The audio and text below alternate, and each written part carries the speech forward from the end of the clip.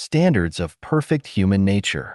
As far as an individual is concerned, perfect human nature is a must for her life to go to supreme life space. As for the all human beings, it is the prerequisites to establish justice, peace, and happiness of human value system. Without perfect human nature, individual not only cannot get happiness, but also has no bright future. The mankind can never avoid the state of ups and downs in competition, confrontation, and war. The 8 conditions of perfect human nature. Revere greatest creator. Revere gods and Buddha. Revere other people. No mind of losing and winning. No mind of combating. Revere nature. Modest, trustworthy, and honest. Be sympathetic and compassionate. Be able to adjust and stay calm in both good times and bad times. Conform to the laws of nature. Seek not the special and abnormal. Love life.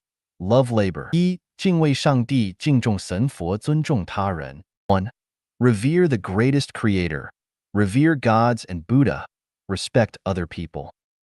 Revere the greatest creator. We have already known that the greatest creator is the creator of the universe, the Lord of all the gods in the kingdom of heaven, the cradle of life, the birthplace of wisdom, the motive power of the universe, and the energy center of the hyperphysical world. The greatest creator has the 8 features. The greatest creator is unique, formless, neutral, mysterious, impartial, merciful, almighty, and wise. He exists in the negative universe in his spirit form and maintains the orderly operation of the universe by means of Tao, namely mana. The greatest creator has no fixed form. He can become any form of things in the universe. He is not the universe, yet everything in the universe is derived from him. He can accomplish anything as long as he wishes. If he wants the moon be removed, it can be done at any time. If he wants to make the Mars full of vitality, it will soon be realized. We humans have nothing to be proud of. We can neither control the Earth's moving, nor our birth and death. We can neither prevent thunder lightning nor control over tube ebb and flow. Without the things bestowed by the greatest creator, we cannot survive for even 1 minute. What has the dauntless revolutionary spirit of fearless to God and fearless to the earth brought us? Nothing but confusion, poverty, ignorance, and backwardness.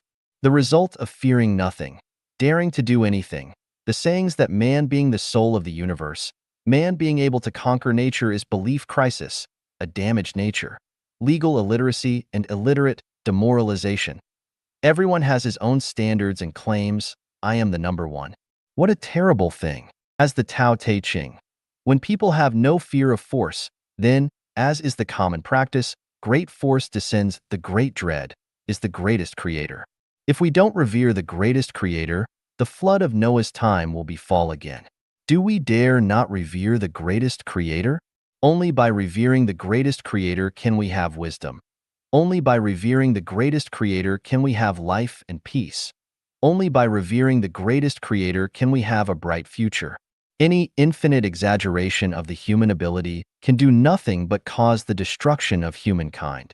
As far as an individual is concerned, anyone who doesn't revere the greatest creator will never have a chance to go to the 1000, not to mention 10,000 world and the Elysium world. We can be arrogant and despise animals and plants.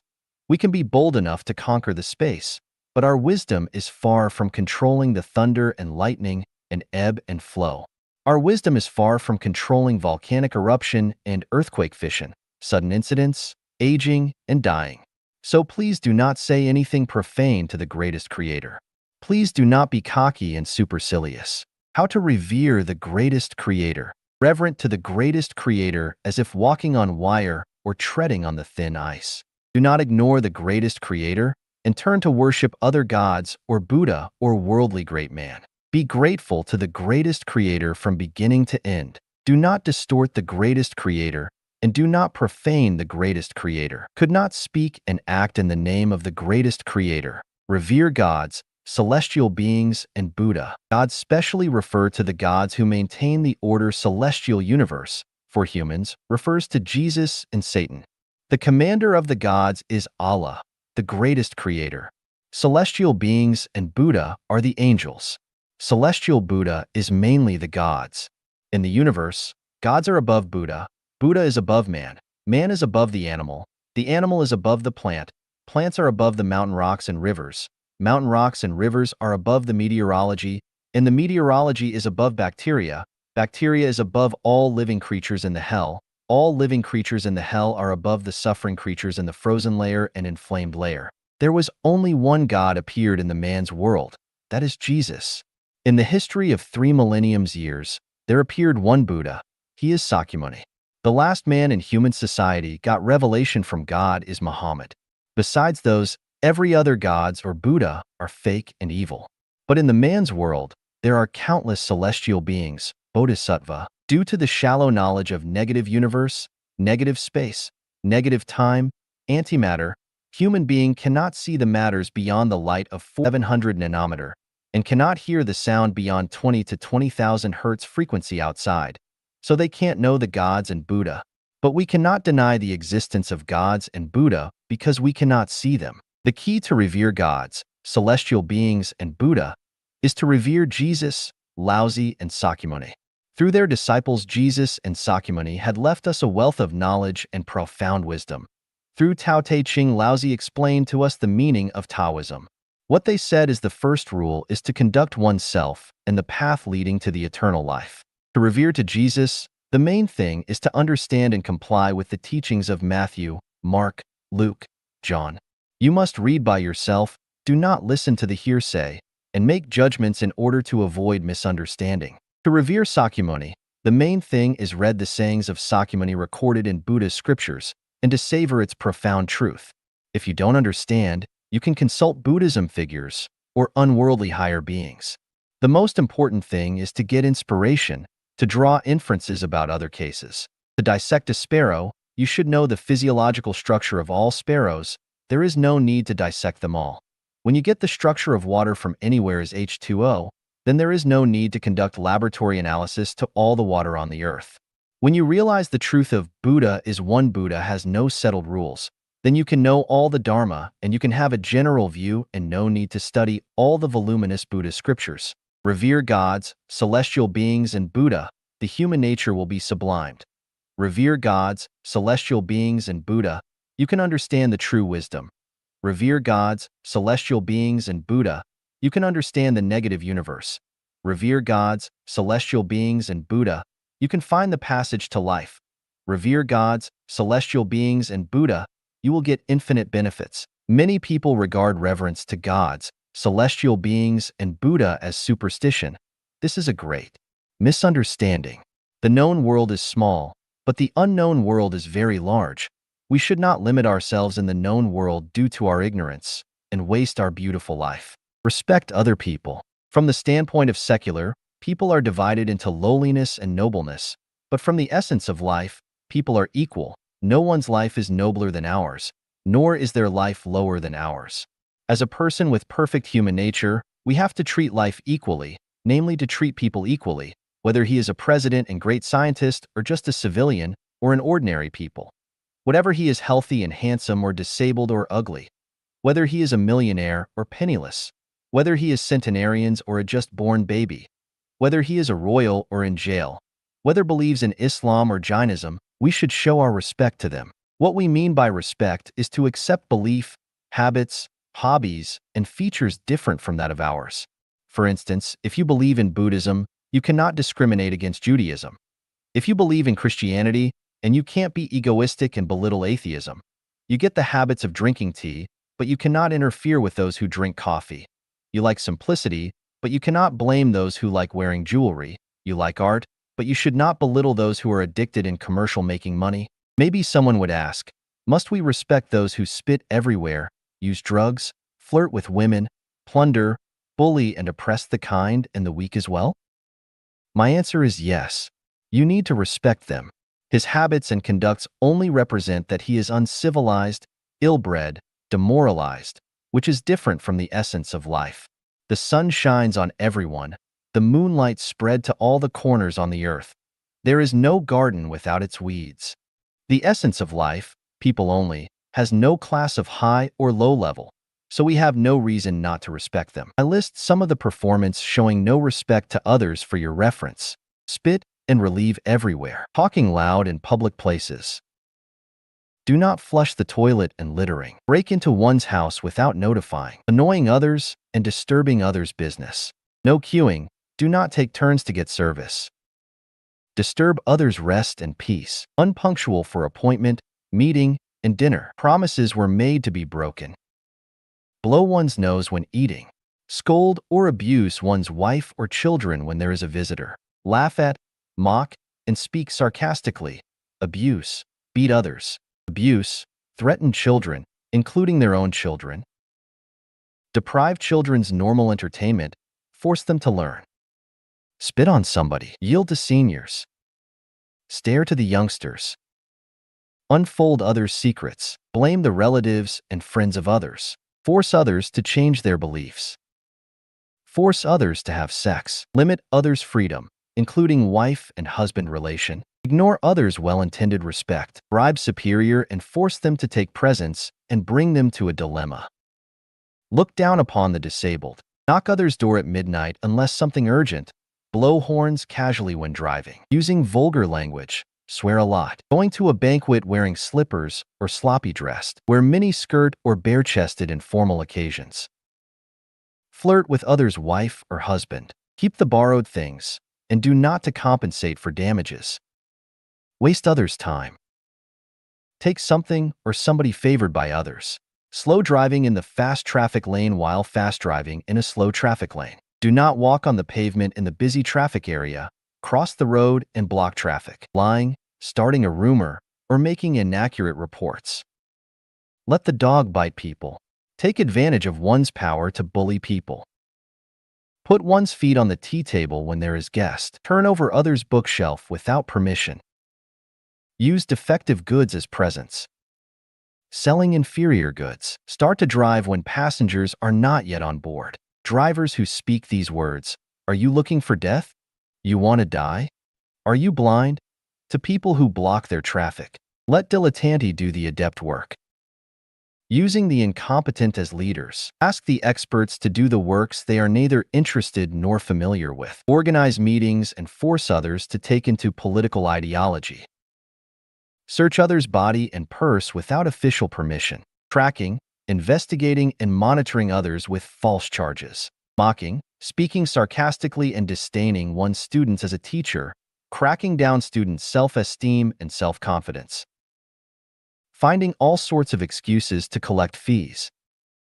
Degrade colleagues and peers. Speak bad words behind others' back. Be jealousy and demean others' achievement. Excessively touting, praising, and making negative praise. On looking, kicking up a fuss, instigating. Peeping others' letters. Sneeze, cough at others. Deliberately to go public places when informed to have infectious disease.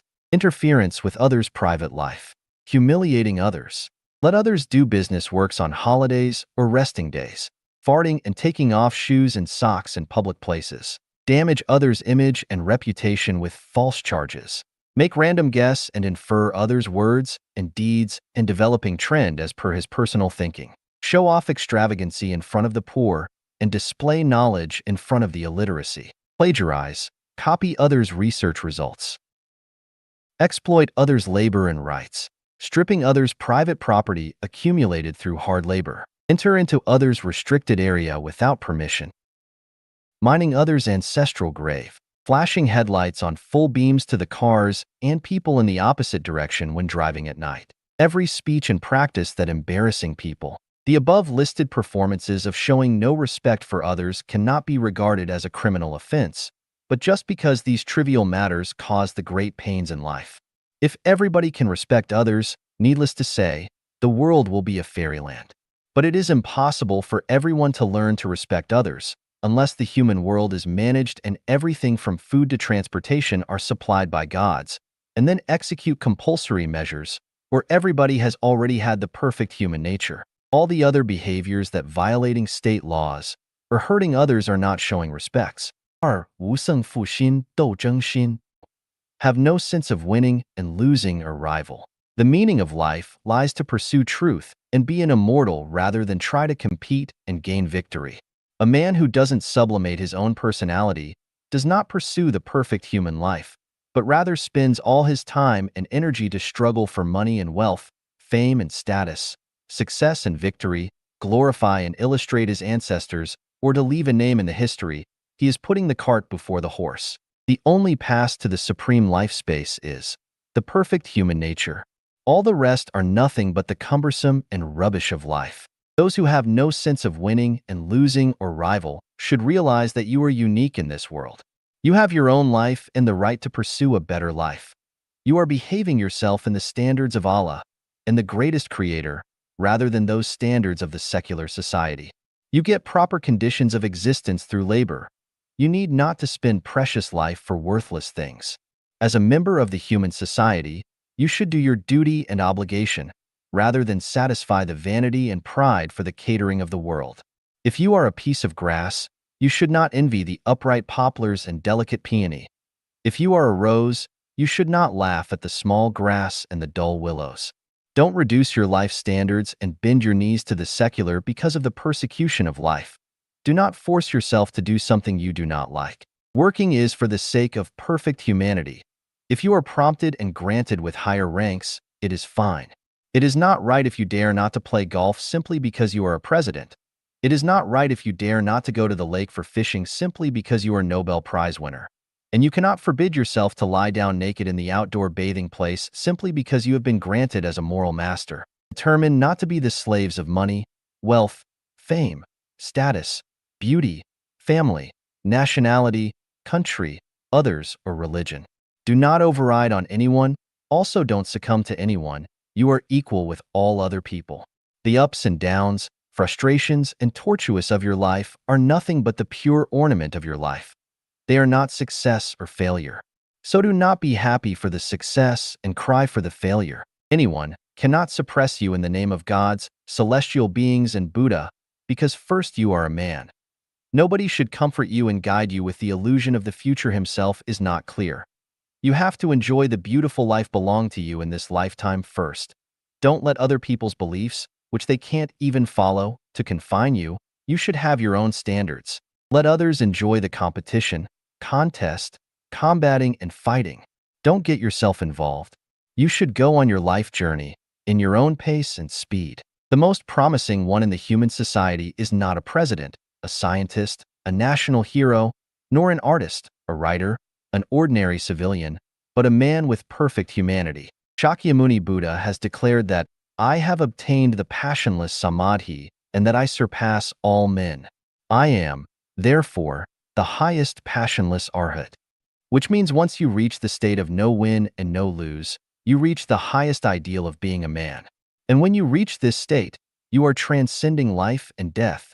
You are no longer in need of transmigration. Those who don't like compete and have no preference on winning or losing are the living Buddha, the celestial beings, and the great men in the world. The ones who have reached the state of carefree of winning and losing have the following characteristics. Do not participate in any activities that characterized with winning and losing and will not judge people's success or failure, merits, or weak or strong by winning or losing. Do not care about the first or second place, whether it is work, study, or recreation and entertainment. Whether it is inheriting, promotion, or getting dividends, or getting along with colleagues, or choosing professions. They take what belongs to them. They do not plot, fight for, and rob for something does not belong to them. Leave the right of life to others and death to themselves when in need. Those who reach a mind of no competition have the following characteristics. Do not accept the evolution view of the law of the jungle, the survival of the fittest. They believe that human society can be in the same boat and coexist with each other peacefully. In any field of human activities, there is a best way of peaceful settlement. There's no need to intrigue, cheat, vie, and fight against each other. When people around are attracted by interests and desires and can't wait to fight for them, you just stand aside and be indifferent and see how they fight fiercely to blood bleeding. There is no winner in life. Circumstances alter cases. Fortune is variant. Everyone has to go empty-handed in the end. So what is the point to fight and show off? A person who does not know what his tomorrow is like is always a floating cloud, a leaf in the autumn season, a fish in the pond, a worm in the grass. Look back the history. The fighting for success or failure, winning and losing among human beings has little difference with the battles among animals, such as flies fighting for blood, mole crickets and ants fighting for food. rats biting and chicken pick, fox and wolf chasing, dragon and tiger fighting. You cannot find too much civilization in that. Time and tides wait for no man. So you should cherish your limited time. Do not let earthly disputes get your mind disturbed. Do not fall in the slough and lose yourself in the fighting for victory. 3. Reverent to nature. Nature is the precious gift given by the greatest creator, and the earth is the homeland for our cultivation. The rising sun, the gentle attractive moonlight, the twinkling stars, the fresh morning, the cool breeze in the evening, the white clouds floating in the blue sky, the rippling sea, the silver shinning beach, the boundless prairie, the primeval forest of green pines, the vast Gobi, the running streams, each high mountain, every valley, each landscape, each river, gives us countless beautiful enjoyment, triggers us infinite yearnings and endless imaginations. We are being nourished by nature, and we are unselfishly dedicated by nature. Every piece of grass, every fistful of soil, every insect, every bird, every piece of wind, every drop of water, all are our lifeblood. When we rejoice in the tremendous progress of modern industrial civilization, staring at the dense smoke from big chimney of the industry, when we are enjoying the power output from countless nuclear stations, using the refined diesel, gasoline from numerous refinery, when we block one river after another from in the middle and build those impounding dams, when we hoping the biology gene engineering will bring us peaches greater than the watermelons, how many of us have realized that our human beings are committing chronic suicide, are digging graves to bury ourselves, when human are being cocky and arrogant and believing that man can conquer the nature?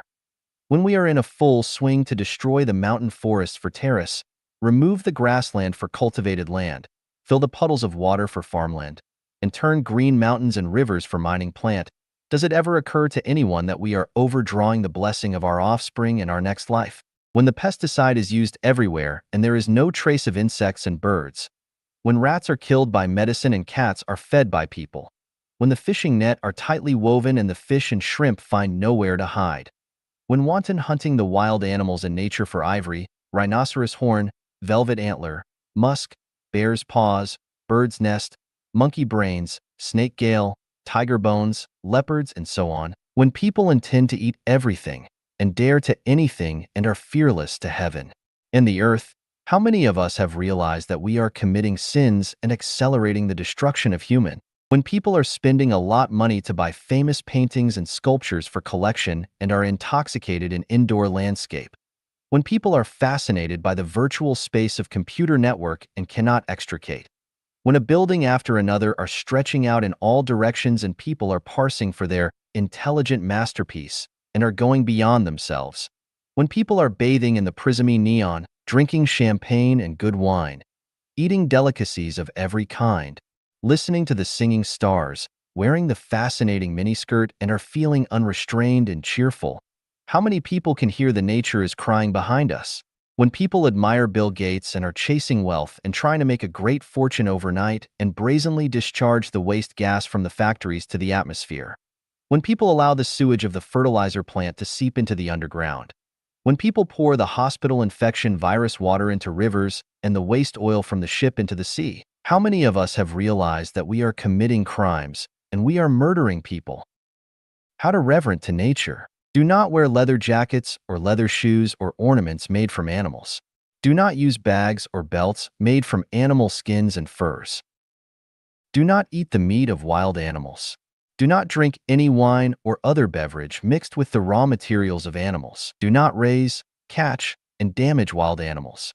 Do not cut down trees and plants excessively. Do not involve in any activities that will pollute the air, the earth, the rivers, or any other activities harmful to nature. Do not overpraise any human masterpiece. Reverent to nature and protect nature, and in turn nature will love us, protect us, and breed us. 4. 谦逊守信诚实. Modest, trustworthy, and honest. True modesty is seeking truth from facts, neither exaggerates nor disdains oneself.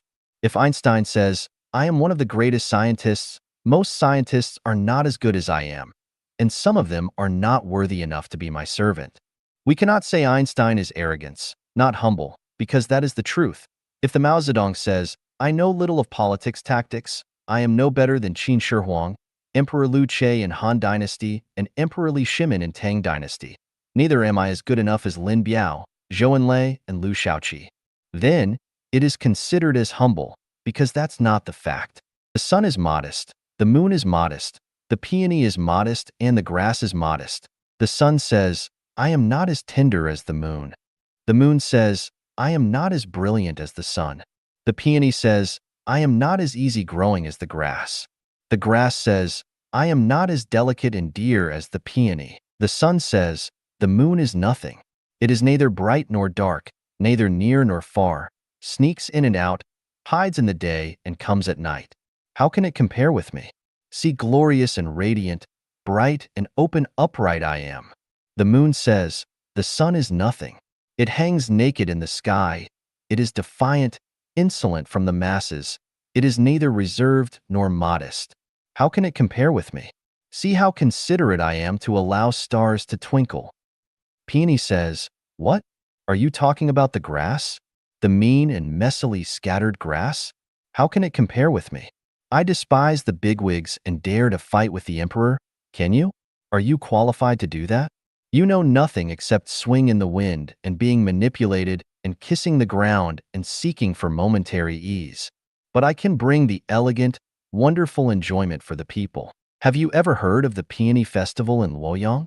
That is specially designed to praise me. Little grass, are you able to do that? Useless thing. Grass says, peony? You mean the painted skin, who knows nothing but swindle by false pretenses, seduce elite for its appearance, the showy, arrogant thing? Nothing to be boasting of. Were you not driven gloomily out of the forbidden city by a piece of paper order from Wu Zetian? Just look at us. Wildfire cannot burn us all. When spring comes we are growing again.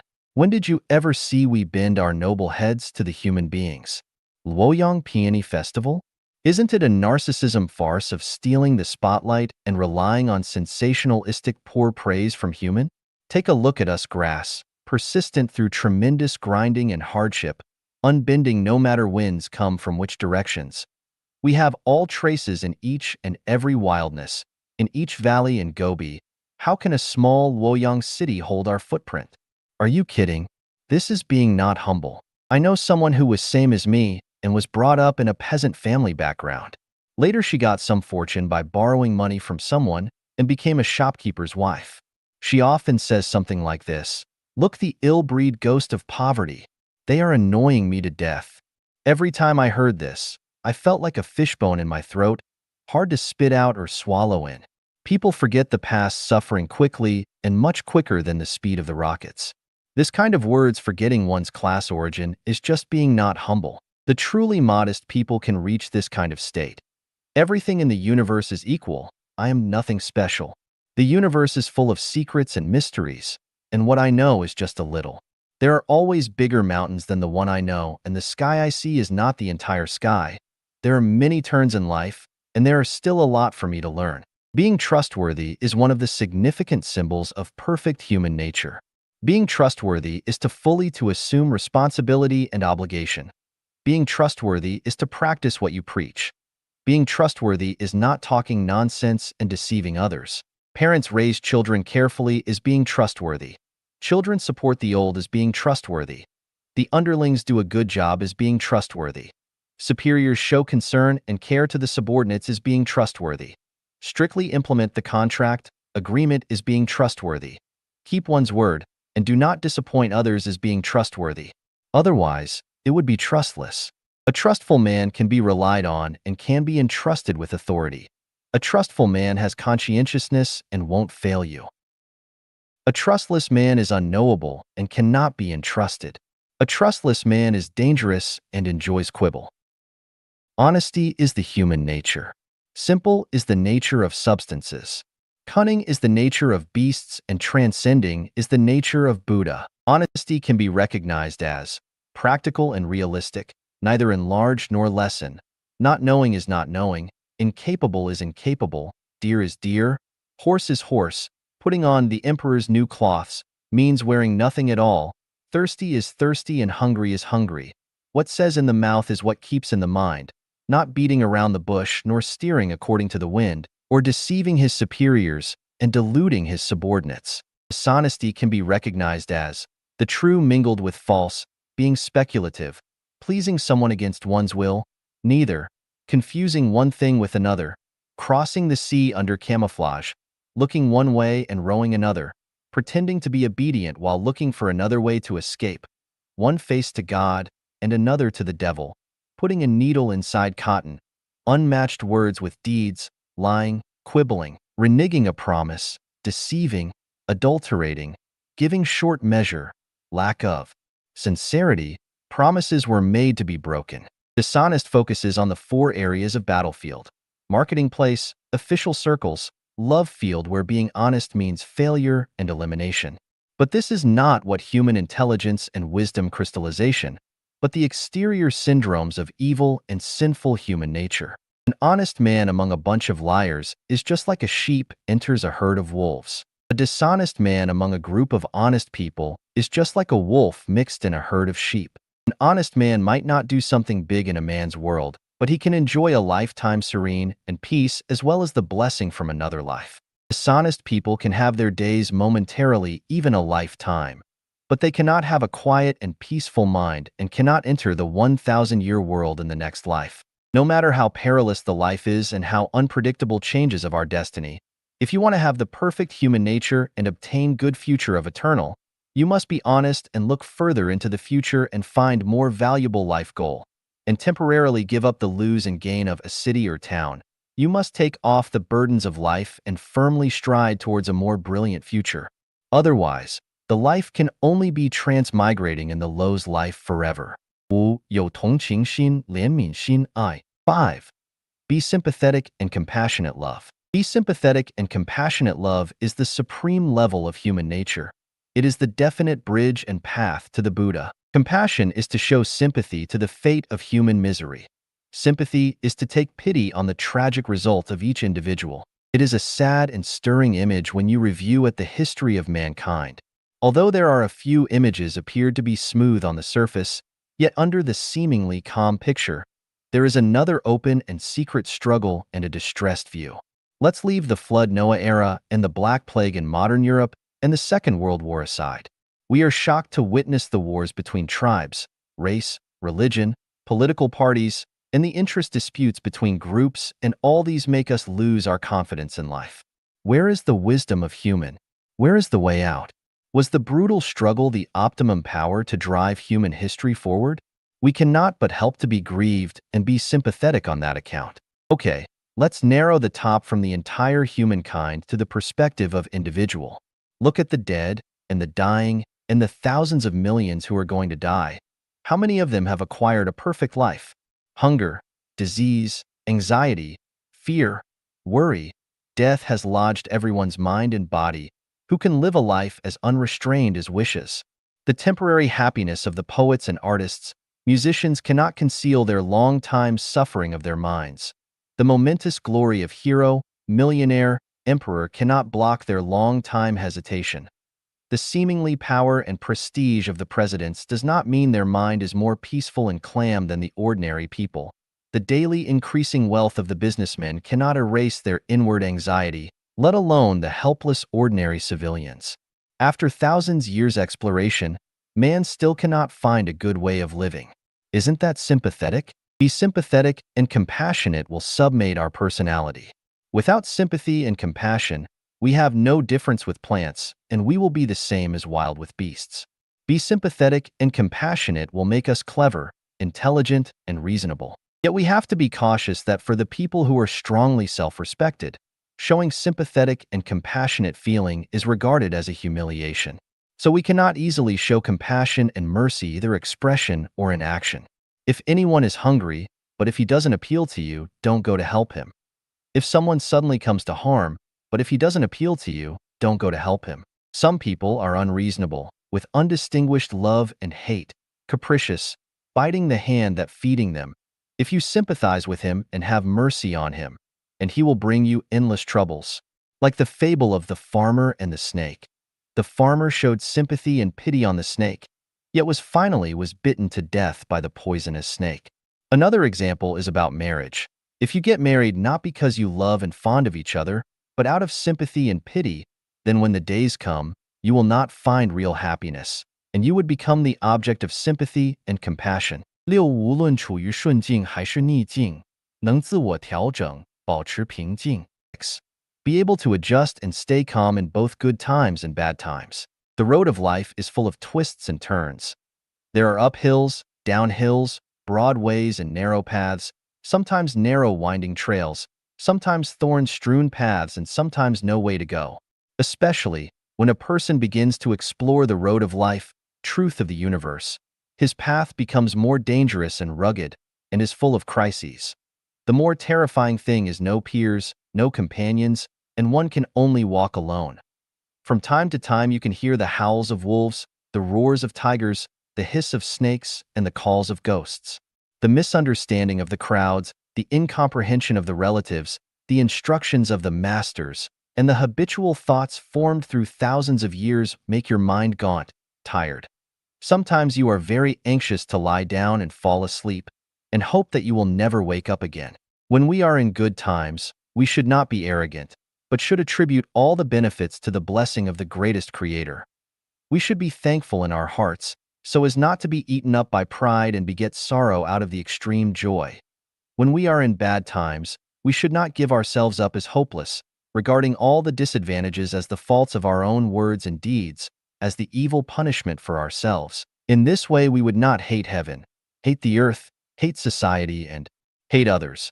We can maintain a calm state of mind, can make vigorous efforts to turn the situation so as to turn the foul and rotten into the rare and ethereal and turn the bad times into the good times. Here are some ways to deal with particular bad times. Bereaved father in early youth, bereaved wife in prime life, and bereaved son when aged. This is the greatest misfortune for human life, which will make people lonely, confused, perplexed, inferior, and desperate. When such unfortunate time comes, one should perceive things this way. Misfortune generates happiness, and happiness breeds misfortune. Misfortune works as the best catalyst to Buddha. Misfortune can make people attain deeper level understanding on human life and can enlighten one's understanding on the essence of life. As long as we keep calm, accept it naturally, do not underestimate our own capabilities, and continue to work hard, we will soon step on the road leading to supertime space. Everyone has his own life path. Everything in the universe is causality. Suffering, distressing, and enduring hardship is not entirely a bad thing. Buddha Sakyamuni often teaches us, suffering in the world and despised by common people are to offset the evil of the previous life, and one may enter the high-level life space in the afterlife. Jesus said, "Blessed are the poor in spirit, for theirs is the kingdom of heaven. Blessed are those who mourn, for they will be comforted. Blessed are the meek, for they will inherit the earth. Blessed are those who hunger and thirst for righteousness, for they will be filled. Blessed are the merciful, for they will be shown mercy. Blessed are the pure in heart, for they will see God. Blessed are the peacemakers, for they will be called sons of God. Blessed are those who are persecuted because of righteousness, for theirs is the kingdom of heaven. But woe to you who are rich, for you have already received your comfort. Woe to you who are well-fed now, for you will go hungry. Woe to you who laugh now, for you will mourn and weep. Woe to you when all men speak well of you, for that is how their fathers treated the false prophets." Matthew 5 verses 1 to 10. He who is to be made to dwindle in power must first be caused to expand. He who is to be weakened must first be made strong. He who is to be laid low must first be exalted to power. He who is to be taken away from must first be given. Vice versa, he who is to be made to expand must first be caused to dwindle in power. He who is to be strong must first be made weak. He who is to be exalted to power must first be laid low. He who is to be given must first be taken away from. From the wisdoms and instructions of Christ Jesus, ancestor of Buddha Sakyamuni and ancestor of celestial Lao Tzu, we can understand. If the greatest Creator would love you, favor you, want to offer you eternal life, they will first make you locate under the condition of poverty, hardship, suffering, and torture. When heaven is about to place a great responsibility on a great man, it always first frustrates his spirit and will, exhausts his muscles and bones, exposes him to starvation and poverty, harasses him by troubles and setbacks so as to stimulate his spirit, toughen his nature, and enhance his abilities. If God is going to lead you to the high-level space, he must first make you suffer and confuse. Otherwise, people will be arrogant and selfish, will be out of all reason, and will refuse to accept any persuasion. Without all those suffering, you can never go to the thousand-year world. The future is so splendid and wonderful. Whatever the suffering and torture would be nothing for us. Therefore, we must understand the following. He who is aware of the male, but keeps to the female. He who is conscious of the white, bright, but keeps to the black, dark. He who is familiar with honor and glory, but keeps to obscurity. Only in this way, we can avoid being trapped in the worldly mire. Being framed up, but one found it hard to vindicate oneself. Being misunderstood and framed up, one will feel more suffered than that of being openly hacked by knife and chopped by axe. He cannot divert himself from the inner anguish and bitterness. In most cases, this is the cause of human suicide. In this adverse situation, we cannot treat ourselves and the society with conventional thinking pattern. Complaining and calling for redress, blaming everyone and everything but oneself, being filled with indignation and being hostile to society can only speed up the collapse of one's own mind. We must understand, right and wrong should be left for God discerning. Merits and faults should be left for Tao assessing. Life and death, honor and disgrace should be temporarily given up. One should quietly wait for the good times of spring blossoms. One should firstly put oneself in a deserted island inwardly, seeing the Western world in cold detachment across the sea. At the same time, one should change this adversity into the turning point of life, work hard to explore the essence of life and human life and win over another way out. Unable to afford treatment when suffered from fatal illness. In such adversity, one should not lament his fate, nor should span 1,000 miles and waste time, effort, and money to look for panacea. Qin Shi Huang sent 3,000 young boys and girls to the so-called Penglai Island to seek the elixir. As a result, they disappeared without a trace. Emperor Li Shimin, from the Tang dynasty, the panacea made by Yuan Tiangang, who was a famous astrologer and Taoist, also failed to prolong his life. Let alone us, these poverty-stricken common people, we go out early and come back at dusk and live frugally throughout the year. We cannot afford any money to consume. Moreover, the present medical fee is so expensive, we cannot even afford it. However, what deserves us to feel sorry and pity are our beloved relatives, because they are the people who feel the real sadness and pains, not us, because they want to subsist, and there is still a long way ahead of them. So we must first take into consideration for our relatives and friends. Well, for ourselves, should we lose our spirit, wear a long face, be depressed and let it be? Surely not. The Bible says, "The mind of sinful man is death, but the mind controlled by the Spirit is life and peace." No one can be immortal, and death is not terrible. What terrifies us are the life of spiritual entity which will move towards the lower bound after the death of our flesh life. As we are faced with death and our time in the world is running out, we need put all our mind on the construction of our life of spiritual entity. In this way, our life of spiritual entity can be led to a better life space after we die. The real happy life is not being born in this world at all, and is to go directly to the high-level space. In the second place, it is the people who die immediately after the birth. In the third place, it is the people who dies just after passing their childhood. The worst of life is the people who live confused and puzzled, and have to suffer at the age of 80. Because the earlier the death, the less the sin. The less the sin, the more chances to go to the high-level life space. How to build up a spiritual entity life. The most effective and simplest way is to enter life genuine and take the road of super time space. In this way, you can transcend the life and death, directly reach eternal. Not only that, your fatal illness may also disappear, and you may rejuvenate again. Therefore, with the fatal illness, one cannot afford the treatment, which may be a chance for one to understand life, to find new and good situation in the desperate life, to bloom again and change from sorrow to joy. Seizing this opportunity, as you suddenly become enlightened, you may laugh, ha ha ha, so that is what it is. 7. 顺应自然法则，不祈求特意。 7. Conforming to the laws of nature, not seeking for peculiarity. The so-called natural law refers to the law that exists within everything in the nature and which determines its own orderly operation and the development trend. For example, the movement of the solar system along the galaxy and the movement of the stars within the solar system are all natural laws. Comet appear in the visible space of the Earth every 76 is also a law, namely the natural law. The seasonal and climate change on the Earth follows the nature law. Plant germination, growth and flowering, and bearing fruits also complies the laws of nature. The birth, growth, aging, and death of the animals are the natural law. People eat and drink, pee and poo, work at daytime and rest at night are the reflection of natural law. Everything in the universe will live in accordance with the laws of nature and will die if violating the natural law. The Earth will turn into dust and ashes if flying out of the solar system. If a farmer sows in autumn, he will not have harvest. People will surely die if they don't eat, drink, pee and poo. This is the rule, and this is the law. One of the main reasons for people to get sick is due to the violation of laws of nature.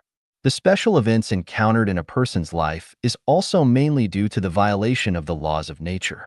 The best life is the life complies with the law of nature. One should not seek for exception and peculiarity. However, most people have the desire of seeking exception and being outstanding unconsciously. Some of them even try to control the forces of nature and have exceptional functions. If this kind desire is just kept in their mind, then it belongs to the normal phenomenon.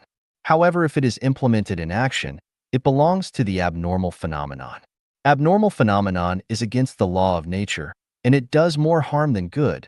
It may distort the normal mental activities, affect the person's normal life. I talked about exceptional function many times, but my purpose is to show the thought of supertime and space can achieve a certain kind of state, and I did not encourage anyone give up basic self-improvement and to specialize in exceptional function. Being transcendent does not mean one has to have exceptional functions. Self-refinery and self-improvement is not for obtaining exceptional functions either. All the achievements and ways with the sole purpose to pursue the exceptional functions will lead people into the astray and evil path. After China's reform and opening up, there have been waves of activity concerning refinery and improvement which has its positive effect. But the negative effect is also there, for the key is against the law of nature. Therefore, though the people involved in the practice were millions upon millions, few has gained exceptional functions, even fewer understand the Tao. The ultimate goal of life should be positioned in pursuit of perfect human nature and the goal of how to extend life in a higher life space. Exceptional functions are merely helpless in reaching this goal. Anyone that wants to take the shortcut will eventually find that they are wasting time. Remember, more haste, less speed. We are human beings, so first we must behave according to the laws of nature, and we have to eat and drink, pee and poo, study, work and rest and have fun and go through the process of birth, death, illness, and old age. On this basis, we can realize transcending and realize our dreams. To achieve doctorate, one must first lay a good foundation from primary school, high school, college, and graduate student course. Success comes from hard work. So, first we must behave as an ordinary people, common and take back the messy and scattered and floated mind. Set your mind, find the direction, follow the nature, and you will succeed. Never and ever pursue exceptions, otherwise, you will be lost and caught by the devil. 热爱生命，热爱劳动. 8. Love life, love work. Life refers to the activity ability of an organism. The thinking ability, labor ability, and all other activities including talking, walking, eating, blinking, tickling are the expression of life forms. Life is 1 plus 1 is equal to 1. The first one refers to the physical flesh, and the other one refers to the spiritual entity. The combination of the two parts of flesh and spiritual entity constitute a complete life. Flesh without the spiritual entity is a dead body, and the spiritual entity without flesh cannot move in the three-dimensional space. Flesh is like a computer's hardware, and spiritual entity is like the computer's software. Without software, the best computer can be nothing but useless trash. Therefore, the flesh is the carrier, namely the vehicle of the spiritual entity, and the latter is the true essence of life. Our flesh is given by our parents, but our spiritual entity is given by the greatest creator. Therefore, Love life is to protect our flesh, to show respect to our parents and love spiritual entity, to revere the greatest creator. Life is above everything. Love life is to respect parents and revere to the greatest creator. Persecuting life is to contempt to parents and is to fight against the greatest creator. Every life is equal. No one's life is nobler than another's life. So, no matter how many sufficient and noble reasons he has get, as long as he brings harm to his own life or others' life, then it is a sin. The people who love life must be the ones who love peace. Every war provoked for the interests of tribe, race, nationality, country, religion, political parties, no matter how noble the reason is to commit crime to human beings. No one has the right to harm other people's life. Death penalty is a kind of crime. Regardless of how heinous and unpardoned the prisoners are, as long as they are arrested and imprisoned and their freedom is confined and their rights of being an average person are deprived, that will be enough. No need to fight ruthless against ruthless and evil to evil. Abortion is not a crime. One cannot take for granted that the life is formed as soon as the eggs meet the sperm. The life of fetus is only formed 10 days or so in antenatal, and it starts when the spiritual entity from another space enters the fetus flesh through space tunnel by the anode black hole body. Before that, the fetus is just flesh with no spiritual entity. Its activity is the continuation of the maternal parent life. It lives when the parent body lives and dies when the parent body dies. This is like building a house. We lay the foundation, build walls and roofs, install doors and windows. Only when everything is ready and people move in, the house can become a home. We can't regard a deserted house as a home. We surely cannot take a building with only 4 walls and without windows or doors as a home. The first principle of loving life is to revere to the greatest creator, because the spiritual entity of life comes from the greatest creator, without which our life will be water without source and tree without root and will be withered at any time. The second principle of loving life is to respect our parents, because our flesh comes from our parents, without whom our life would be spirit that wandering in the other space and impossible to come to this world. In the man's world, we see many people take time and energies in the pursuit of money, fame, and let their parents pass their time lonely and desperately. We also find that a lot of people spend money to worship the gods and Buddha statue, and let their parents to live their last years of life in an isolated and helpless condition. We also know that there are other people burn incense and kneel down to the gods and Buddha from a long distance than to show care and concern by visiting their parents. Respecting your parents is to show gratitude, and to pay back the debts and to fulfill your wishes and to gain perfect human nature. But it is not the purpose of life. The third principle of loving life is to love work. Every activity that creates material and spiritual wealth by using the combination of mind and hands is called work. Material wealth refers to the material entity independent from the consciousness, visible, touchable, and useful. The spiritual wealth refers to something that can arouse and encourage in people's heart and spirit and can withstand the test of time and have impact on human beings, such as thoughts, philosophy, literature, painting, music, songs and dance, drama, movies, etc. Working is the noblest human activity to keep healthy in life, gain happiness, and survive in the world. All human achievements are the result of labor. Look down upon work or belittle the value of work is the symbol of lacking human nature and the philosophy of parasite's life. Work is mainly embodied in the activities of scientists, engineers and workers, farmers, writers, thinkers, artists, including lyric and music composer, television movie producer, etc. Trim a piece of lawn, boil a pot of cold water, make a dish, make a hairdo, design a style, sew a dress, remove a pile of junk, plant a potted flower, plant a tree, write a novel, cultivate a talented person, make a prescription, and deliver a baby, and others all belong to the category of work. Activities such as inviting guests and sending gifts, traveling for fun, keeping fit or exercising, eating, drinking, pulling, and peeing do not belong to the scope of work. Stealing and robbing, cheating and blackmailing, dividing the plunder and reaping the profits do not belong to the working category. In a society, only when the whole social society respects working, involves in working, it can be regarded as an ideal society full of human nature. Life is not classified as high or low, neither does labor. A society has no respect to working will inevitably become society of not knowing right or wrong, good or evil, with distorted human nature, and reverse society, a society of unfair, unreasonable, injustice, unhappiness. The society will be incentive to corruption, encourage laziness, creating evil, advocating buckish, will be a vicious cycle and bound to be ruined. Love work is love life. Despise work is to destroy life. Everything can be labeled with a price except life. Everything should be centered on life from career, freedom, prosperity, glory, peace to ideal. What is the purpose of all these without life? Although life is tenacious, it is very frail and delicate. We have to take care of it all the time and everywhere. We are not expecting life to bloom gorgeous flowers and bear bumper fruit.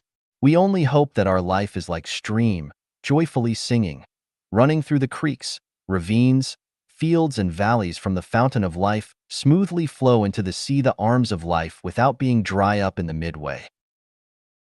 Let's love life, eulogize life and praise life. Let the tree of life be green forever. Let's hope every life can safely reach the ideal land. The law of gravitation. Elementary self-improvement. Xiefeng. Up until now, we have come to understand the meaning of life and know that the ultimate goal of life is not to possess something in the human world, but to find a way to extend life to a higher space of existence. We have identified our position, understood what is inevitable, and what remains is the question of how to step-by-step move towards the goal, to reach the ideal other shore, where the spirit enters the thousand-year world and transforms into a celestial after the death of the body. We must practice self-improvement and self-cultivation. First is self-improvement. What is self-improvement? Self-improvement refers to recognizing, identifying, judging, and finding the best path. Practice means to adhere to and implement in daily life. Self-improvement is divided into 3 levels: elementary self-improvement, intermediate self-improvement, and advanced self-improvement. Elementary self-improvement. Elementary self-improvement mainly involves norms of daily behavior. These norms not only help us achieve a successful life in the secular society, leading us to health, wealth, and freedom, but also lay a solid foundation for intermediate self-improvement. If we can do this, there is no greater good. We know that our thinking, consciousness, and mind are connected with the negative universe, which contains positive spirits, evil spirits, kind spirits, and malevolent spirits. Whatever kind of thoughts we have, there will be spirits to match them. If we curse someone, that person will be unlucky. If we think of suicide, there will be corresponding spirits to encourage and help us commit suicide. Whatever we yearn for, it will come. Therefore, elementary self-improvement first requires us to clear our thoughts, especially to remove negative thoughts and establish normal, positive, active, happy, and desirable thoughts. The best method is to pray to the Lord, the greatest creator. Intermediate self-improvement. Xiefeng. Intermediate self-improvement builds upon the foundation of elementary self-improvement by worshiping the greatest creator, perceiving the Tao, recognizing Buddha, and creating a new life path.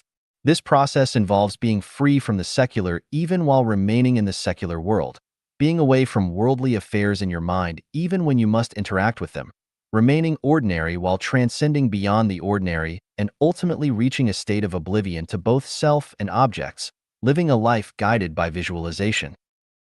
Love and worship the greatest creator. Adhere strictly to the greatest creator's commandments and throughout life, love and worship only the true Lord, Buddha, the greatest creator. Do not worship deities, idols, or worldly great figures. The greatest creator is the creator of all things in the universe, the Lord of all gods in heaven, the cradle of life, the source of wisdom, the prime mover of the universe, and the energy center of the supermaterial world. The greatest creator possesses 8 major characteristics: uniqueness, formlessness, neutrality, mystery, impartiality, mercy, supreme power, and absolute wisdom. The greatest creator exists in the negative universe in the form of a spirit and maintains the orderly operation of the universe through the Tao. To transcend time and space and achieve eternity, the only path is to rely on Allah, the ancestor of Buddha, the greatest creator. The greatest creator is the master switch of energy. With a humble attitude, we must recognize, trust, follow, love, praise, and worship him with all our heart, mind, and soul. The key to worshiping the greatest creator is believing in Jesus. Jesus is the greatest creator's representative, spokesperson, son, and the one who carries out the greatest creator's mission. He came to the world not for his own glory, but to spread the greatest creator's gospel. If we respond with our hearts, we will know that Jesus is kind, honest, amiable, respectable, and reliable. What he says is the truth, and he is the gateway to higher life spaces. By believing in Jesus, we can attain long-lasting life and peace. Only by worshiping Allah, the ancestor of Buddha, the greatest creator, can we enter a unique spiritual and psychological state. Our efforts will not be in vain. We will have a strong support. So can we reach the ideal shore? Perceive, practice, and attain the Tao. The Tao is the force used by the greatest creator to maintain the orderly operation of the universe, referred to as the active force in the Bible. It is the law of the universe, the arbiter of cause and effect, an objective law that operates independently of human will. It is the bloodstream and life force of the universe. The Tao is omnipresent and ever-present. It exists in all things and runs through all movements. From the operation of celestial bodies to the movement of molecules, from the surging of rivers to the control of genes over organisms, everything is governed by the Tao. No person or thing, no action or movement can escape the constraints of the Tao. It is like the palm of the Tathagata Buddha, where even the mischievous monkey king cannot escape. Humans exist within the Tao. Sleeping when tired is the Tao. Eating when hungry is the Tao. If you resist by not sleeping or eating, you are going against the Tao, and the consequences are obvious. Similarly, stopping eating when full aligns with the Tao, while overeating does not. Sheep eating grass on the mountains is in line with the Tao, while humans eating grass is not. Pulling weeds from a field aligns with the Tao, but pulling weeds from the wild does not. Grass growing in the wild follows the Tao, but growing in a field does not. A man sleeping with his wife aligns with the Tao, while sleeping with someone else's wife does not. Having a relationship with a prostitute follows the Tao, while seducing a virtuous girl does not. Accumulating wealth by serving others follows the Tao, while accumulating wealth through robbery, theft, deceit, corruption, and bribery does not. As an official, managing in line with human nature follows the Tao, while managing against human nature does not. The Tao belongs to the negative universe. It is invisible, intangible, inaudible, and immeasurable, but exerts control over all things. The wise say, the gods are watching from 3 feet above. In fact, every blood cell contains a god, the Tao. Thus, you can deceive others, but not the god, the Tao. If you are hit by a car in Australia, do not be surprised. It might be because you killed a dog in China that should not have been killed. A sudden heart attack at 70 might result from an unethical act at 30. Disrespectful children might be due to insufficient filial piety towards your parents. Being deceived might be due to excessive selfishness and greed. When everything goes wrong, and you are exhausted and even suicidal, do not despair. It might be because a great responsibility is being placed on you. In short, every result has its cause. When quantitative changes reach a certain limit, qualitative changes occur. The saying, good deeds bring good results, bad deeds bring bad results, it's not that there's no retribution, but the time hasn't come. Once it comes, there will be retribution, reflects the Tao. The Tao is impartial. It will not help you because you are poor and pitiful, nor will it punish you because you are wealthy and powerful. The only criterion for reward or punishment is whether you follow or go against the Tao. Poverty without following the Tao will only worsen your situation, while wealth and strength with the Tao will bring more blessings. Conversely, poverty with adherence to the Tao will gradually lead to wealth and strength, while wealth and happiness against the Tao will lead to gradual poverty and frequent disasters.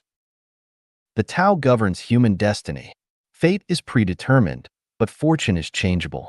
Every word, action, movement, and thought affects fortune, all judged impartially and without omission by the Tao. All scientific endeavors are seeking the Tao.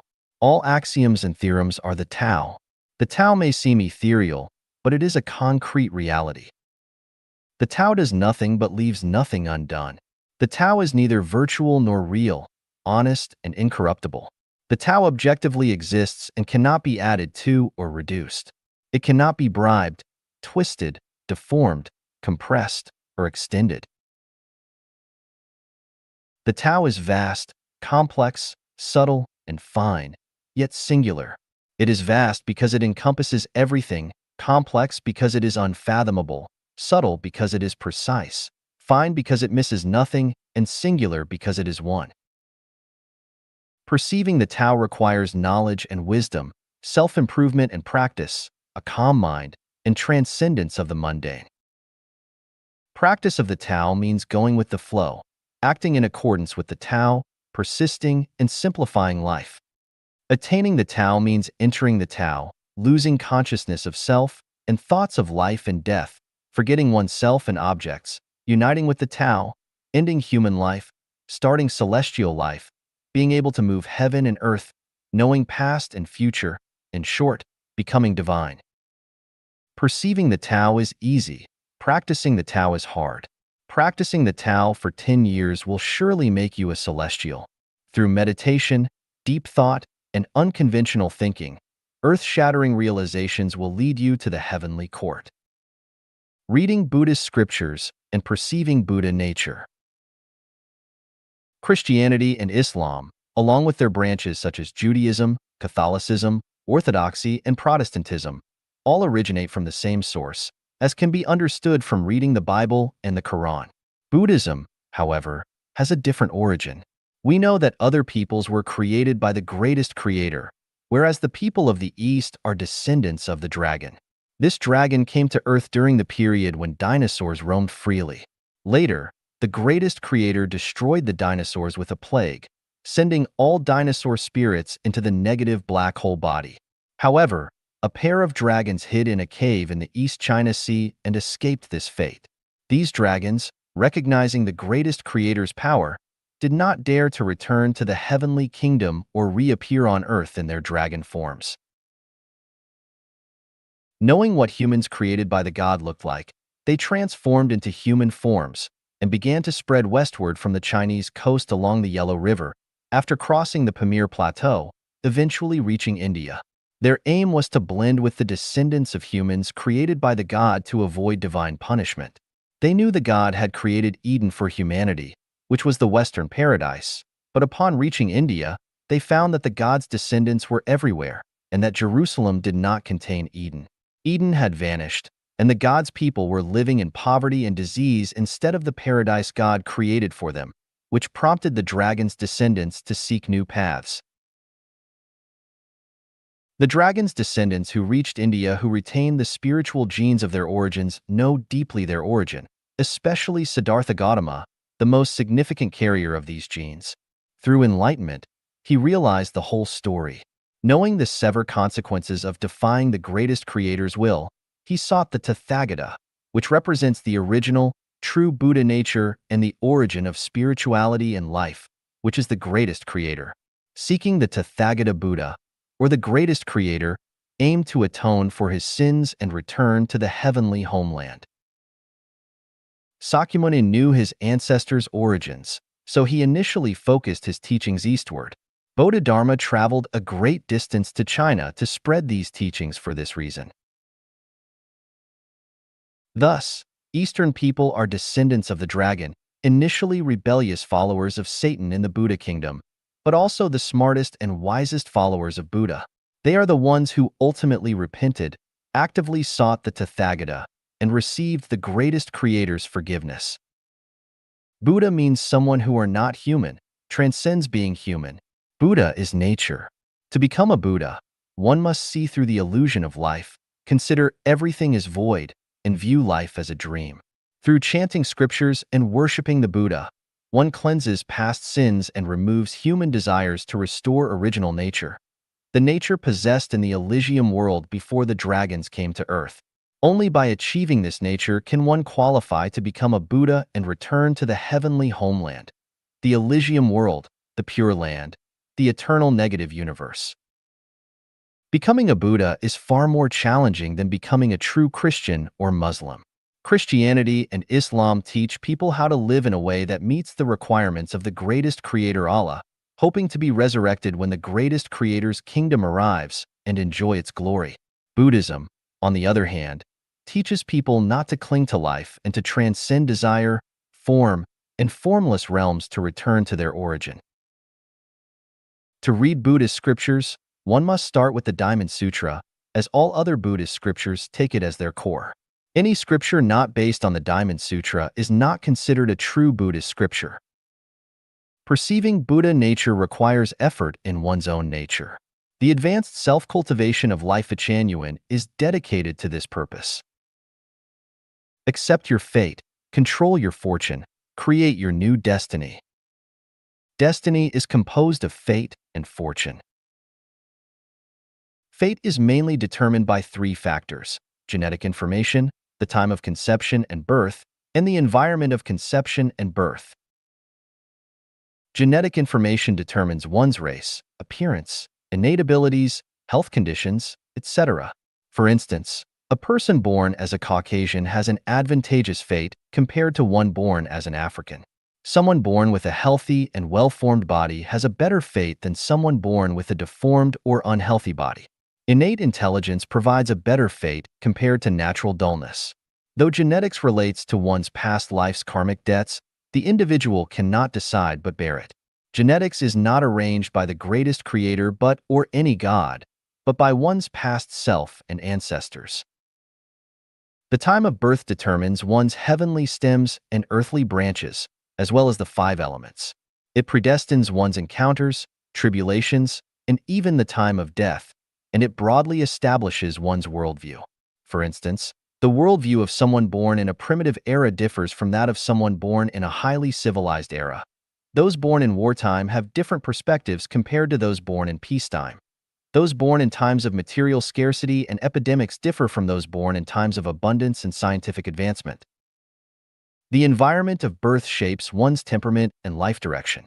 Being born in a noble family differs from being born in a poor family. Being born in a scholarly family differs from being born in a laborer's home. Being born in a beautiful environment differs from being born in a harsh one. Being born in America differs from being born in Somalia in terms of temperament and life direction. Fortune is mainly determined by character, education, and upbringing, and the people one interacts with. Character dictates career. Every profession requires a personality suited to it. If one's character doesn't match their career, success is unlikely, indicating bad fortune. Conversely, when character aligns with one's profession, success is attainable regardless of faith or moral integrity. Imagine if Eisenhower were to become an educator or Pavlov were to lead soldiers into battle. If Nye Weiping were to become a rock singer or Cui Jian were to play Go, would they succeed? Reflecting on the early days of China's reform, when a portion of the population was allowed to become wealthy first, all the decent individuals were envious. They found that most of the people who became rich were those who were nebulous, not serious about their jobs, idling away in their workplaces, and seemingly without a future. They felt that those who make atomic bombs are not as good as those who sell tea eggs. Being an engineer is not as good as being a cobbler, and being a role model is not as good as messing around aimlessly. The reason lies in character. Those initially successful had personalities unsuitable for rigid, stagnant, and controlled state jobs. When the dynamic environment of the reform arrived, these individuals, who were long repressed, discriminated against, and neglected by society, found their fortunes aligning with their adventurous, adaptable natures, leading to success. If one's life is full of struggles and lacks achievement, it is not due to bad fate but an inability to find a career matching one's character, signifying poor fortune. Education and upbringing determine the depth and breadth of one's life, the quality of life, and the social strata one can reach. In a civilized society with complete moral and legal norms, the higher one's educational and familial background, the higher one's social status. Conversely, in a disorderly, chaotic, ignorant, and unhealthy society, this order might be reversed. Thus, one's fortune is determined by the level of education and cultural refinement received from society, school, and family. The people one interacts with determines their successes and failures. Helen Keller, suffering from the triple afflictions of blindness, deafness, and muteness, became a highly accomplished figure praised by the Encyclopedia Britannica due to her interaction with Miss Sullivan. Zhou Enlai became the long-standing second-in-command in China due to his association with Mao Zedong. Yu Fei's ambitions were unfulfilled due to his interactions with Zhao Guo and Qin Hui. Regular interactions with literary circles teach one to write. Associating with business people teaches one to earn money. Mingling with thieves teaches one to rob banks. Observing significant changes in oneself and others reveals that the key influencing factor is the people one associates with. Here, fortune depends on the types of individuals and groups one engages with. Fate is beyond individual control and can be considered as predetermined, whereas fortune is entirely within one's choice and control. Even with the best fate, poor fortune leads to an unfavorable destiny. Historically, many born into royalty ended tragically, not due to bad fate, but because their controllable fortune deviated from a good path. Conversely, those with poor fate but good fortune can achieve favorable outcomes despite being born in poverty-stricken, barren environments by effectively utilizing their fortune. The conclusion is, fate is predetermined, but fortune is created by oneself. Accepting fate and fortune passively is incorrect. Destiny is in one's own hands and can be recreated. In the intermediate self-improvement stage, everyone must start creating their new destiny. The methods are threefold. Choose a career that matches your personality. Your personality is your unique trait. Don't waste time trying to change it. If you're a wolf, seek meat. If you're a sheep, seek grass. If you're a bird, seek insects. If you're an earthworm, seek soil. Receive as much scientific, cultural, and civilized education as possible. Seek and associate with successful and virtuous individuals in various fields, as they will play a crucial role in rebuilding your destiny. 5. Respect and learn from science. Life Genuine is founded on the principles of science, encompassing superscience as well. Superscience and science are twin siblings, parallel and mutually dependent, interconnected, and complementary. Science is the systematic study reflecting the principles of Tao in the realms of the human body, nature, human society, and spiritual activities. Only through scientific understanding, attitudes, methods, and thinking can we grasp the concept of the negative universe and understand the greatest creator. Science is the only means to ultimately solve humanity's survival issues, leading humanity towards civilization, peace, prosperity, and flourishing, while eliminating barbarism, ignorance, disease, and ignorance. Without scientific development and achievements, today's Earth could not sustain such a vast population of 6 billion people, human lifespan could not be significantly extended, and we wouldn't have a clearer understanding of our universe and Earth. Therefore, long live science. To respect science, one must first have a correct understanding of it. Do not devalue science just because you possess some knowledge of superscience, much like a university professor should not look down on a high school teacher.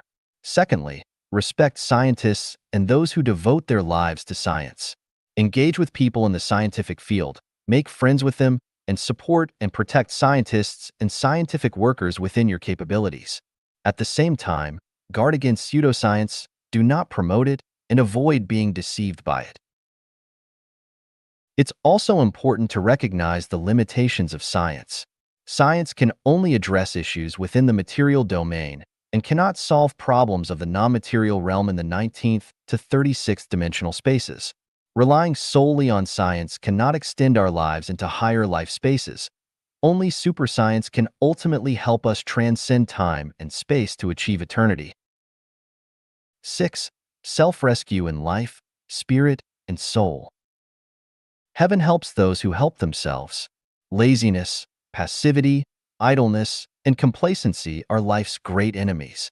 These negative influences not only prevent us from achieving anything in the material world, but also render us helpless in the non-material world. First is self-rescue in life. Whether we are in bustling cities or remote villages, among family and friends or strangers, we must mentally place ourselves on a deserted island, not relying on deities or emperors, not waiting for windfalls, and not harboring any lucky illusions. Only by relying on ourselves can we solve problems of food, water, warmth, safety, and loneliness. This mindset maximizes our potential, attracts external help, and gains the support of benefactors and the protection of gods and Buddhas. Self-rescue in life relies not only on diligence but more importantly on intelligence. For instance, if you are a farmer with only a small piece of land, you can make ends meet in a good harvest year. But what if a disaster strikes? Have you considered planting medicinal herbs or other cash crops, or learning a craft in your spare time to increase your family income? If you are a laborer, forced to work more than 10 hours a day under high intensity, enduring the temper of your boss, and not getting your hard-earned money at the end of the year, why not muster the courage to start a small business or learn some carpentry or masonry skills? If you are a worker or a junior staff member, think about how much you earn in a year. Relying on that salary can only maintain a modest standard of living. What if there is any illness or disaster? When can you step onto the path of a comfortable and prosperous life? Why not attend a technical training class or start a small restaurant, tea shop, convenience store, or hair salon? If you are a technician, engineer, middle school teacher, senior staff member, secretary, translator, etc., and if your talents have not been utilized for a long time and you have been suppressed for a long time, why not change your work environment? When the east is not bright, the west is bright. When the south is dark, there is the north. There is always a way out, and there is no place on the ground where grass does not grow. Use your brain and see where your optimal coordinate system and coordinates are. The depth and breadth of life are boundless. Only those who rise up in adversity and step by step explore the depth and breadth of life are qualified to receive divine help, to enjoy life, to discuss life, to guide and criticize others, to see the essence through the phenomenon, to see the non-material through the material, to see the divine through the human, and to see the greatest creator through God. When you see the light of the greatest creator, you are qualified to obtain eternal life. Spiritual self-rescue. The term essence has two layers of meaning. The first refers to the nutrients that an organism obtains from food in order to maintain continuous movement. That is, after food enters the human body, apart from the part that is excreted, the rest is absorbed and digested by the organism, forming what is known as vital energy. The second is the subtle matter stored in the body for use by the living body to maintain movement. The term divine also has two meanings. One is the invisible and indescribable controlling force that coordinates the effective mutual assistance operation of various organs and parts of the living body, such as the force that allows the combination of sperm and egg to develop into a complete human body in the mother's womb. The second is the force of resonance of human thought and soul with the negative universe. It can also be understood that anything that is invisible, indescribable, inaudible, and untouchable, but has a real effect on you, is divine. This refers to the narrow sense of divine. The spirit is the combination of essence and divine, the pillar of the living body, and the bridge and junction of the mutual connection and interaction between material and non-material. Without spirit, people will perish. Not only the body will perish, but also the family and the career they are engaged in will decline. People with spirit can suppress all evils. Not only are they not infected with diseases, but they are also not approached by evil spirits, and they can absorb the essence of the sun and the moon and the aura of heaven and earth. To be strong, you must first have spirit, and to have spirit, you must first learn to keep in good health. Truck drivers know that if a truck is maintained in time, effectively, frequently changing air filters, oil filters, the gap of spark plugs is just right, the size of piston rings is suitable, the cylinder body is not scuffed, the gas door does not leak, the sealing ring, the ceiling pad seals well, the transmission part is well lubricated, the cooling system is not blocked, the ignition is on time, then this truck is powerful. Even if it is fully loaded with goods, climbing steep slopes is no problem. It can be said that this car has spirit. On the contrary, it will slip and even retreat, and there is no spirit. Similarly, if people keep in good health, they will have strength, spirit, vitality, creativity, and rich imagination. Health preservation mainly nourishes essence, energy, spirit, and form. One of the main purposes of health preservation is to cultivate spirit. Spirit cannot be borrowed, cannot be stolen. It can only rely on self-rescue. Soul, heart, and spirit, self-rescue. Here, the heart specifically refers to the part of the heart function that leads a person's thoughts, consciousness, and mental activities. Spirit refers to spirituality, wisdom information wave, which is not affected by material and space-time, comes from the negative universe, never strays from truth, goodness, and beauty, and only acts on the heart. The soul is a heart with spirituality. When a person's heart yearns for truth, goodness, and beauty, the heart and spirit can immediately resonate. This longing, if sustained, can cultivate a perfect soul. Such a soul enables your thoughts and consciousness to communicate with the negative universe, creating a unity where you become the universe and the universe becomes you. In this state, divine light is always present, symbolizing the unity and response between heaven and man. This allows you to harness the energy of the negative universe, and you will be blessed by gods and Buddhas everywhere. Your desires and wishes can be quickly fulfilled, your thoughts can become reality, and your visualizations can be actualized. In this state, what you can accomplish in 2 hours of quiet sitting could surpass what an ordinary person might achieve in 20 years of hard work. When a person's thinking and consciousness deviate from truth, goodness, and beauty, the spirit wave will be cut off immediately. At this point, only the heart exists without the spirit. A heart devoid of spirit can only cycle endlessly within the confines of the material world and three-dimensional space. Such a person, except for the human appearance and some other characteristics, is almost no different from animals, and his soul will definitely go to the animal level in the next life. Soul self-rescue means that no matter what kind of adverse and unfortunate circumstances you are in, you must yearn for truth, goodness, and beauty, and you must act and behave based on the principles of truth, goodness, and beauty. When people around you are muddling through, you must practice soul self-rescue. When everyone is fighting and scrambling, indulging in pleasures, you must practice soul self-rescue. When people are indifferent and drifting with the wind, you must practice soul self-rescue. When people are fanatic about a certain political movement or religious superstition, you must practice soul self-rescue. When people bully, oppress, deceive, extort, ridicule, and mock you, you must practice soul self-rescue. When you encounter difficulties in life and troubles at work, you must practice soul self-rescue.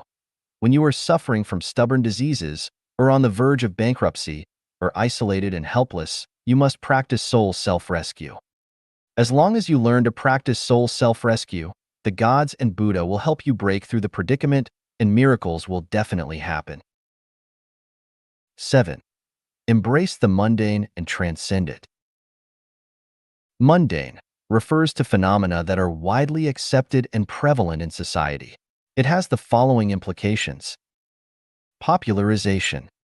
It is generally believed that people should pursue and possess the following: fame, honor, ranking, status, prestigious families, moral integrity, celebrities, brands, business cards, scholars, experts, prestige, positions of power, benefits, profits, interest, money, treasures, property, wealth, financial power, influence, real estate, rights, social status, identity, good people, virtuous people, role models, examples, heroes, beauties, family, and the 7 emotions and 6 desires, etc.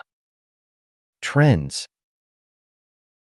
Items or behaviors that are popular in a certain period or region and involve most people. These include interior decoration, wearing brand names, seeking prestige, hosting banquets at upscale restaurants, wearing gold and silver, dyeing hair, eyebrow shaping, lip lining, singing pop songs, speaking fashionable phrases, blindly following trends like qigong, etc. The psychological activities and behaviors of pursuing whatever is trendy, following whatever is advocated, and gravitating towards the guidance of public opinion all fall within the scope of trends. Traditional practices. Cultural practices passed down through history and accepted by people, such as various celebrations, memorial ceremonies, holidays, etiquettes, ribbon cutting, birthday and housewarming congratulations, reciprocity, establishing chastity arches, hosting banquets, burning incense, kowtowing, repaying kindness, avenging grievances, etc. Uniformity. A single mode formed by unified norms or moral concepts dictated by a center of power in the ideological field, such as unified beliefs, thoughts, culture, traditions, customs, fashion, historical practices in China like men wearing queues and women binding feet, wearing zhongshan suits, 8-hour workdays, pushing down walls collectively, overthrowing certain figures, shouting slogans in unison, etc. Habituation. Practices commonly accepted as norms, such as having 3 meals a day, offering cigarettes to guests, kowtowing when worshiping Buddha, men marrying when grown, women marrying when of age, seeking doctors when ill, apprenticing under a master for knowledge, etc. Fixed patterns. The epistemology and methodology of life and the universe, shaped by conventional knowledge. Examples include: learning should be progressive. Seeking knowledge requires logical thinking without imaginative ideas or reversing established practices. Raising children to secure old age. Accepting fate for life and death. Wealth is determined by destiny. Scholars accepting poverty, learning to become sages. Officials maintaining loyalty to the state, etc. Secularization. This refers to an attitude devoid of justice and aesthetics, displayed for personal gain. For example, fawning over the rich, avoiding the poor, endless admiration for the wealthy, full of praise, wagging tails, showing a haughty and contemptuous attitude towards the poor, indifferent, showing respect to those who get out of high-end cars, full of smiles, sneering at those who drive cattle carts, coldly indifferent. Vulgarization. Mediocre and vulgar, not very noble behavior. For example, quoting classics whenever opening the mouth, saying, "I've heard so much about you." When meeting celebrities, overly humble, deliberately mysterious, using professional vocabulary that is not easy for ordinary people to understand in order to show off one's knowledge, all flattering smiles, flattering words, humble postures, unnatural, uncoordinated dress, and so on. To embrace mundane is to regard the above vulgarities as normal phenomena, human nature, not to interfere, not to correct, let them breed and spread, emerge of itself and perish of itself. The people of the secular society live for these things, their daily hustle and bustle. A lifetime of hard pursuit is for this. Their value and meaning of life are measured by these worldly standards. Their pain is in it, and happiness and joy are also in it. To transcend mundane is to look down on the world from the height of a celestial, just like a person observing the activities of ants. To transcend mundane is to gradually distance oneself from worldly people and things, gradually get rid of the entanglement of worldly affairs. To transcend mundane is to stand in the position of Buddha, to see through the red dust, to see through life. To transcend mundane is to stand in the eternal space-time, to look at the changes in the instantaneous space-time. To get rid of a bit of vulgarity is to add a bit of chic. To reduce a bit of vulgarity is to add a bit of elegance. To reduce a bit of human heart is to add a bit of Buddha nature. Less worldly affairs add more leisure. One step away from the worldly world is one step closer to the fairyland. Once you are completely unworldly, you will become a celestial being. To be unworldly requires great wisdom and long-term practice. Fruits fall off when ripe. When water flows, a channel is formed. When the work is done, it will naturally succeed. If you force yourself to be unworldly or deliberately pretend to be unworldly, not only will you not be unworldly, but you will be more worldly.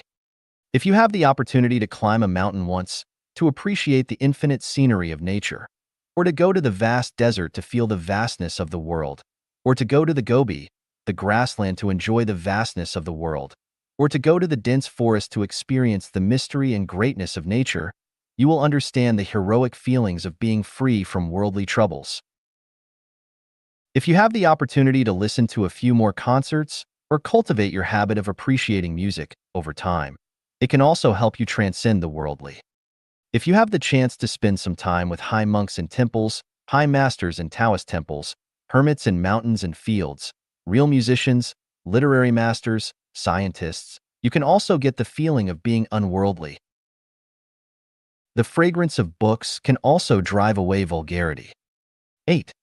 Engaging and disengaging with the world. Engaging with the world means immersing oneself in human society, deeply experiencing the daily life, tasting the various flavors of life, and feeling the intense emotions of love, hate, separation, and reunion. It involves enduring the torments of hope, desire, disappointment, and despair, the joy of success and acquisition, the humiliation and grief of being deceived, bullied, intimidated, exploited, enslaved, ruined, ridiculed, insulted, and beaten. It means enduring the agony of failure, bankruptcy, and desperate situations, the confusion of unclear direction and uncertain future, the anxiety of being debt-ridden and harassed by creditors, the frustration of being cheated in love, having money stolen, being betrayed by comrades or colleagues, and the resentment when good intentions are met with malice. It involves enduring the pain of chronic illness with no cure in sight, the frustration of being misunderstood and unfairly treated, the reflections on life when besieged by demands, critiques, extortion, kidnapping, and threats to safety after achieving fame, establishing a family, or acquiring wealth. It means feeling the sorrow of depending on others when destitute, the loneliness of being far from home and unable to visit family, and the bitterness of old age without filial piety from children. Engaging with the world means dealing with one's numerous mundane affairs from a materialistic perspective, standing on the foundation of science, reflecting upon human history, and adhering to all moral norms of human civilization. It involves understanding humans and human society and experiencing the journey of birth, aging, sickness, and death that every human must go through. Disengaging from the world means placing oneself in a state as if one has already passed away, observing the material world and human society, regardless of whether one is in favorable or adverse circumstances, regardless of how many people love you or hate you, regardless of how many people depend on you for survival or wish to see you perish, regardless of whether you perceive yourself as great and important or insignificant and trivial, regardless of whether you possess wealth spanning generations or have nothing at all. As long as you envision yourself as a soul that has already departed, you can disengage from the world, achieve transcendence, avoid being stuck in a rut, and see through the illusions of the mortal world, rising above the mundane. Disengaging from the world means not indulging in the material and spiritual pursuits of the human world. It involves viewing the human realm from the perspective of celestials and Buddhas, handling daily life from a non-material and anti-scientific standpoint, perceiving a millennium as a fleeting moment, and treating your ephemeral life with the vision of the negative universe. It means adhering to the moral laws of the heavenly kingdom, denying the value of the human life, and merging oneself into the infinite expanse of time and space and the universe.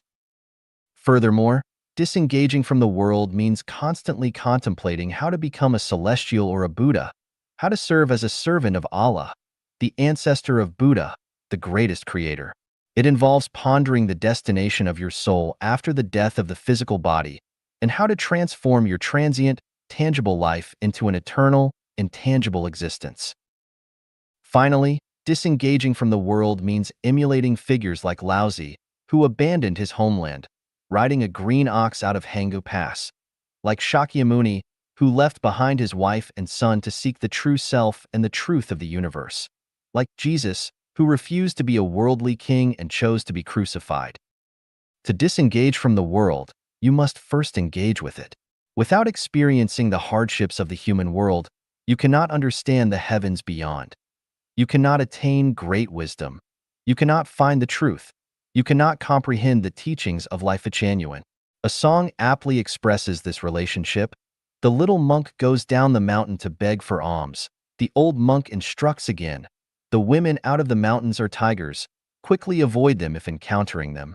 The old monk, having experienced the joys and sorrows of worldly relationships, likens women to man-eating tigers, knowing that attachment hinders the path to Buddhahood.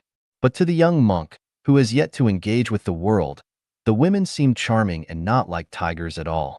Despite repeated warnings, the tiger enters his heart, making it difficult to focus on his spiritual practice. Without engaging with the world, disengaging becomes difficult, unless you are born with Dharma eyes and Buddha eyes. Without engaging with the world, trying to disengage is like climbing without a ladder. Without refining, pure gold cannot be obtained. Without polishing, even the finest gem remains a raw stone. Engaging first and then disengaging is a shortcut. Attempting to disengage without engaging is a long journey. Only by enduring all 81 tribulations can you obtain the true scriptures. Anyone wishing to enter life genuine should not avoid worldly hardships, rush to retreat into the mountains, become a monk, or fear life's difficulties, honors, and insults. Calamity is blessing, blessing is calamity. Having is not having is having. The way of heaven is fair. As long as you steadfastly live in life genuine, you will eventually reach your ideal destination. 9. Embracing the ordinary and transcending the ordinary.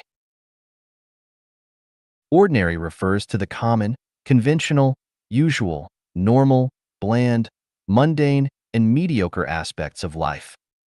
Examples include ordinary families, conventional thinking, usual attitudes, normal emotions, bland diets, mundane lives, mediocre lifestyles. To embrace the ordinary means to live a normal, unremarkable life with the mindset of an ordinary person, following conventional thoughts without seeking to stand out, be exceptional, or experience dramatic ups and downs. The ordinary is characterized by being small, insignificant, habitual, natural, and peaceful. Transcending the ordinary involves potential and superpowers hidden within the ordinary. It is resilience, fearlessness, and actions and thoughts that are not bound by established rules, traditions, or forms. It is free from worldly limitations. Though they may seem mediocre on the surface, these qualities conceal exceptional strength, spirit, and divine power. For example, consider the grass growing by the roadside, in rock crevices, or on the Gobi Desert. At first glance, it appears so delicate, insignificant, and easily uprooted. However, as long as there is an adequate amount of moisture and its roots are still anchored in the soil, it remains resilient. Despite the harsh summer heat, the freezing cold, the scorching sun, the wind and rain, being trampled by humans and animals, or being eaten by sheep and insects, it remains unyielding and grows fearlessly. Behind its seemingly weak and ordinary exterior, there lies an extraordinary energy that is invincible. People who have been leaders or bosses know that there are some subordinates who may seem ordinary, incapable, insignificant, and unnoticed. Yet, they possess an extraordinary quality. When your demands or orders are unreasonable, they simply will not obey you, and there's nothing you can do about it. These individuals neither create chaos nor deviate from the norm. You cannot crush them with power, you cannot sway them with money, and threats or enticements are of no avail against them. Even if a knife is held to their neck, they will not yield. They may appear weak and unable to withstand any blows, but in reality, they are like a mountain, immovable. You may destroy their physical body, but you cannot harm their spirit and soul in the slightest. They will not harm you, but if you attempt to harm them, you will ultimately end up hurting yourself, ending in utter defeat. This extraordinary energy is invisible and intangible, but the moment you touch it, you will feel its presence. and it will either instill fear or provide a sense of reliability and assurance. Extraordinary people may appear mediocre, but they are in fact close to divine beings. They may seem dull, but they actually possess high wisdom. At first glance, they might look like ordinary stones, but they are indeed precious gems. They may appear weak, but they are incredibly strong. They live in harmony with the world, not rushing for success, and they don't stand out because they embody the extraordinary within the ordinary. To transcend the ordinary, one must first embrace it. One must practice self-improvement and self-cultivation. One must adopt unconventional thinking and take unconventional actions. In the eyes of extraordinary people, what is considered normal is abnormal, and what is abnormal is normal. What is ordinary is extraordinary, and what is extraordinary is ordinary. For example, if someone insults you and you get angry or even retaliate, that is considered normal. But in the eyes of extraordinary people, this is abnormal. If you do not get angry but instead remain calm and indifferent, laughing it off, that is considered normal. Furthermore, those who strive every second, fight for every bit of profit, rack their brains, exhaust their energy throughout their lives, and finally achieve fame, establish themselves as professionals, build immortal merits, or leave a name in history, are considered extraordinary and worthy of respect and praise in the eyes of ordinary people. They are seen as role models worth learning from. However, in the eyes of extraordinary people, they are fools, thoroughly mundane people. Those who live a plain life, work at sunrise, rest at sunset, have no desire for fame and fortune, and enjoy life at all times, are the smart ones, the extraordinary ones. Extraordinary people, although physically living in the human world and leading ordinary lives every day, their souls have essentially transcended the mundane, and their mindset has reached a celestial state. If you are fortunate enough to meet an extraordinary person who has transcended the mundane, even if you just have a cup of tea with them or play a game of chess, even though it may not enable you to transcend the mundane and reach the thousand-year world, you can at least enjoy the elegance of transcending the ordinary and the charm of being free from vulgarity. 10. Valuing visualization. Visualization refers to a vivid, future-oriented image that forms in one's mind through unconscious mental activities, where you can envision yourself being part of that future scenario. Visualization belongs to the phenomenon of the negative universe, but after a few years or decades, when you find yourself in that scenario, the image becomes a reality in the material world. We can also say that visualization is an imagined illusion, but surprisingly, this illusion will materialize in the real world in the near future, becoming a real environment. Here are two examples. In 1980, when I was studying at the Zhangjiago Geological Technical School in Hebei, one Sunday evening, I sat by the railway tracks behind the school, looking at the smoking village. Suddenly, I envisioned a scene where I was teaching at a high school not far from a small town. The school had assigned me a two-room house with a fenced yard where I had grown vegetables like eggplants, tomatoes, cucumbers, beans, and peppers, and raised a few chickens. This vision appeared only once and then disappeared. I didn't dwell on it, but 8 years later, in 1988, one day while watering the vegetables in the backyard of my house at the No. 2 middle school, 3 kilometers away from the Pinjiwanbo town in Zhangye, Gansu province, I suddenly recalled the vision from that evening in Zhangjiago. Upon comparison, the imagined scenario and the reality matched almost perfectly, as I was also raising a few chickens and had a fenced yard. In the rainy season of 1996, while I was having tea with the manager of the Gansu International Zimbabwe branch on the green lawn chairs by the swimming pool of Villa 48 in Harare, at that time, a black gardener named Jack was tidying up the garden nearby. He said, "It's strange. 8 years ago, when I was a teacher at a normal school, one day I imagined this scene. I had a villa in some African country with green lawns and a swimming pool. After swimming, I sat under a sun umbrella, and a black servant in a white coat served me tea. Isn't today's scene exactly like my imagination?" My reaction was one of astonishment. Recalling my own fulfilled mental imagery, I realized that such phenomena are not accidental. I thought back to when I was 7 or 8 years old, enjoying standing at the edge of the fields at dusk, watching the beautiful sunset and imagining traveling to the farthest place where the sun sets. A place of perpetual spring, bird songs, and flowers, like a fairyland. 30 years later, I indeed came to Zimbabwe, the farthest west from my hometown, Yongjing County by the Yellow River. I've lived in a villa for several years, with green lawns in the front and back, and every morning I can see and hear a variety of birds catching insects and singing in the yard. The environment here is beautiful, the climate pleasant, with flowers blooming all year round. At Forest Road 10, where I lived, the yard had 64 different tree species, clearly turning my imagination into reality. Another example is when my child was in junior high, I told him to often consciously and unconsciously visualize himself attending university in the United States. 6 years later, he indeed got admitted to a university in the US with excellent grades.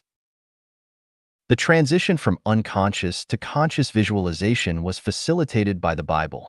One early morning in 1996, while driving from Harare to Mutare at 3:30 a.m., I fell asleep at the wheel while driving at a speed of 165 kilometers per hour. When I woke up, I found that the car had collided with a large concrete milestone. The car was damaged, but I wasn't scathed. Miraculously, if the point of impact on the stone had been just a foot forward or backward, the car would have rolled down the slope, leading to dire consequences. My first thought was, God saved me. 3 days later, a kindly old couple, Jehovah's Witnesses, came to see me, saying they wanted to discuss the Bible with me. I welcomed them without hesitation. This marked the beginning of over 4 years of Bible study. As my studies deepened, unconscious mental images continued to emerge, depicting scenes from the 36-dimensional spaces, the 1,000-year world, the 10,000-year world, the Earth universe, the negative universe, the workings of the Tao, the origins of Buddha, the times of Adam and Eve, the dinosaur era, Noah's era, and future times. It seemed as if time and space had disappeared, no longer existing. During the Christmas season of 2000, I arrived at the Cape of Good Hope in South Africa. Gazing at the vast blue horizon, I conceived the idea of life genuine. Visualization is not about fantasies, daydreams, or delusions. It is a realistic mental image that emerges naturally when you are in a serene, harmonious atmosphere, free from material desires. This mental image appears in a state of forgetting oneself and the surroundings. It will not appear when you are busy, worried, tired, or full of desires. Visualization may seem like an illusion, but it is a real scene that transcends time and space. With increased self-improvement and self-cultivation, it will undoubtedly appear in your mind. Once it does, it becomes your future, no matter how much you strive or struggle. The negative universe will inevitably lead you to the place in your visualization. 11. Becoming unconscious of the boundary between oneself and the external world.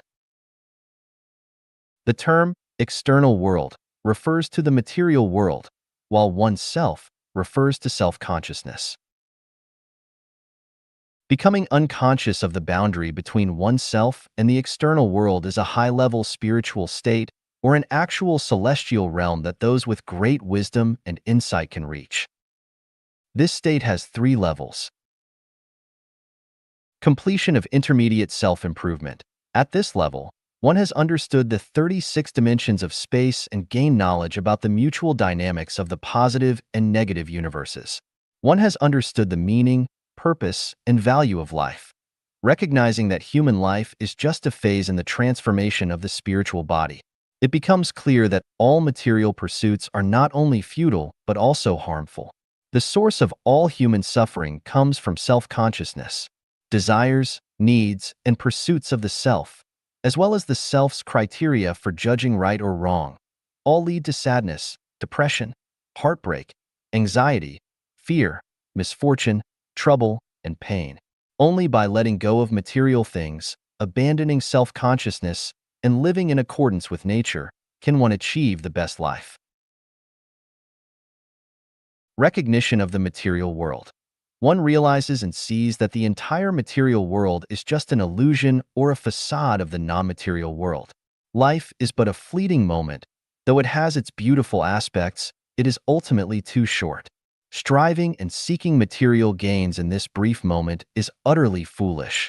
Undoubtedly, the final outcome of all possessions is having nothing.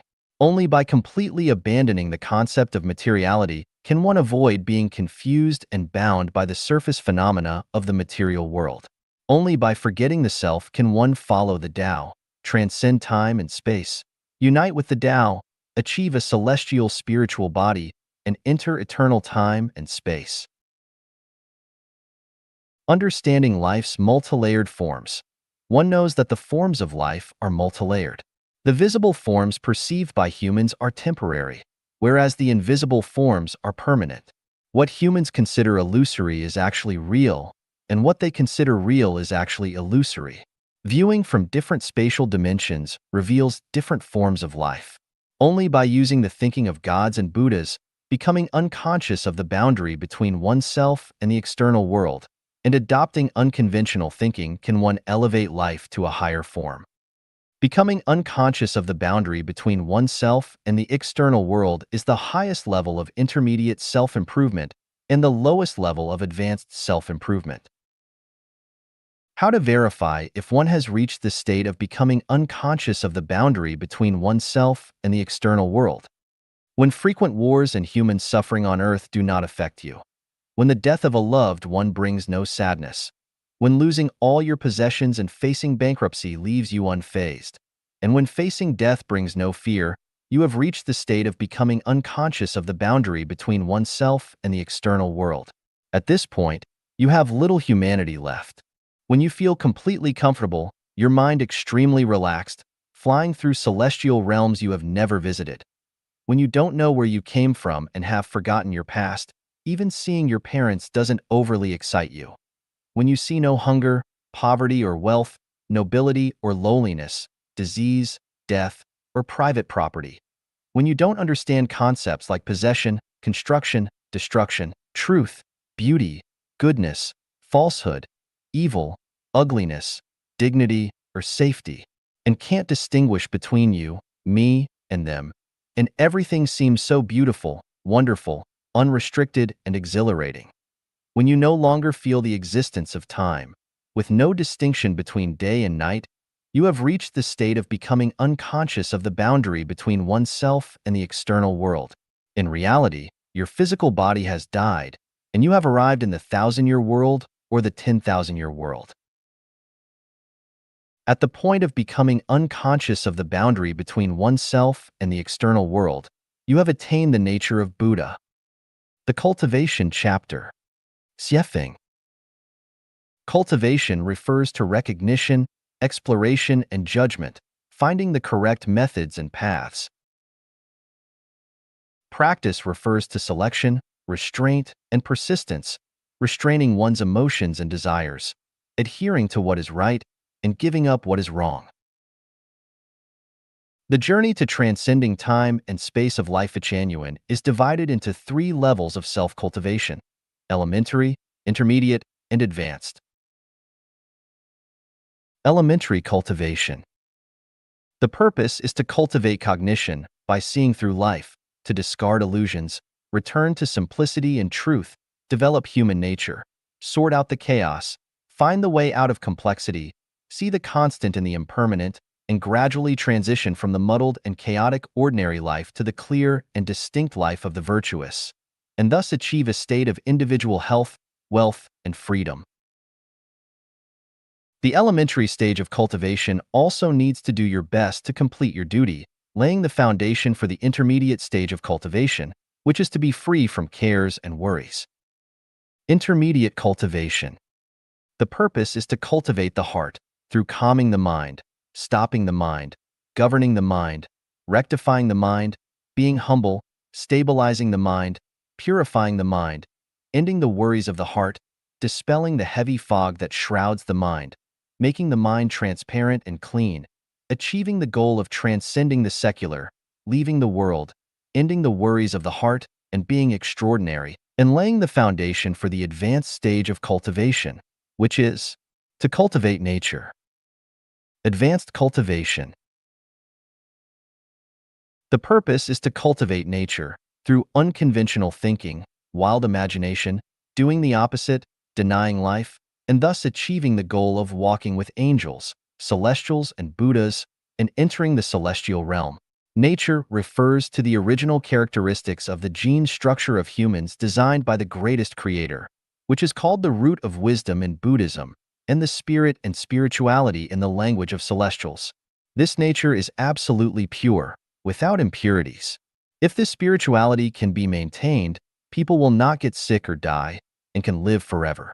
However, due to the imperfect technology of the angels when they created according to the greatest creator's blueprint, a part of the impurities was mixed into human nature, leading to the imperfection of human beings. The less perfect human nature is, the more it develops towards the lower life space, and the more perfect human nature is, the more it develops towards the higher life space.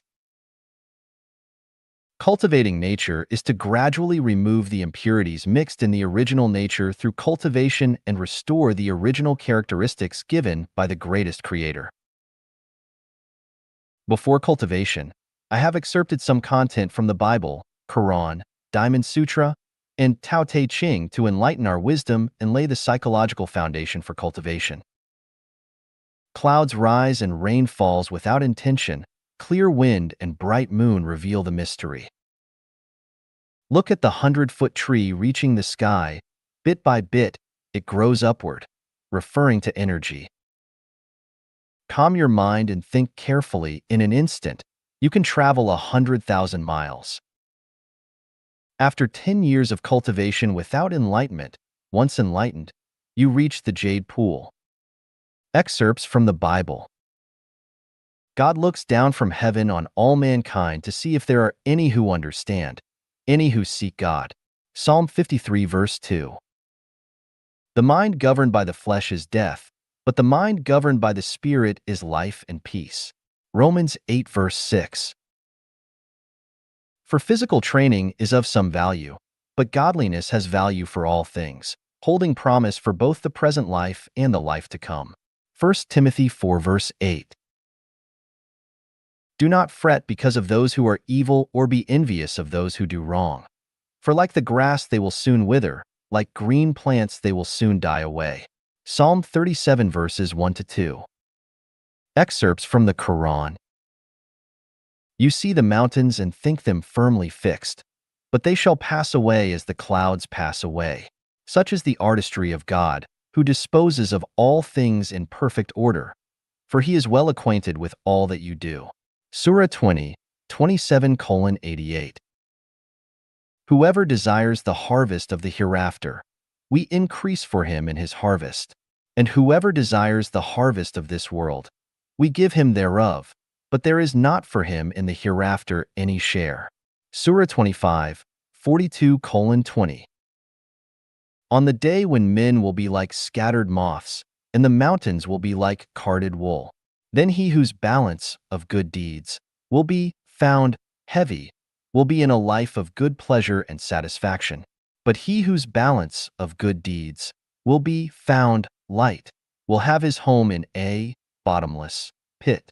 Surah 30, 101:4-9. O assembly of jinn and men, if you can pass beyond the zones of the heavens and the earth, pass ye. Not without authority shall ye be able to pass. Surah 27, 55:33. Excerpts from the Diamond Sutra. What is called Buddha Dharma is not Buddha Dharma. One should produce a pure mind, not dwelling on form, not dwelling on sound, smell, taste, touch, or dharma. One should produce a mind that does not dwell anywhere. Leaving all phenomena is called all Buddhas. The Tathagata's attainment of the Dharma is neither real nor unreal. The Diamond Sutra has inconceivable, immeasurable, boundless merits. If one is despised by others, it is due to one's past sins, which should lead to the evil path. Because one is despised in this life, the sins of the past life are eliminated, and one should attain Anattara-samyuk-sambodhi, the highest, most enlightened, and most wise. All dharmas are Buddha Dharma. If a person says that the Tathagata has a dharma to speak, He slanders the Buddha and cannot understand what I say. By cultivating all good dharmas without self, person, sentient beings, or lifespan, one can attain the highest, most enlightened, and most wise. If one sees me by form, seeks me by sound, this person practices the wrong path and cannot see the Tathagata. Translation: those who have achieved the highest, most enlightened, and most wise cannot maintain the appearance of emptiness. Translation: to reach a state without a competitive heart, a fighting heart, this is the highest state of man, the arhat beyond the highest state of the desire realm.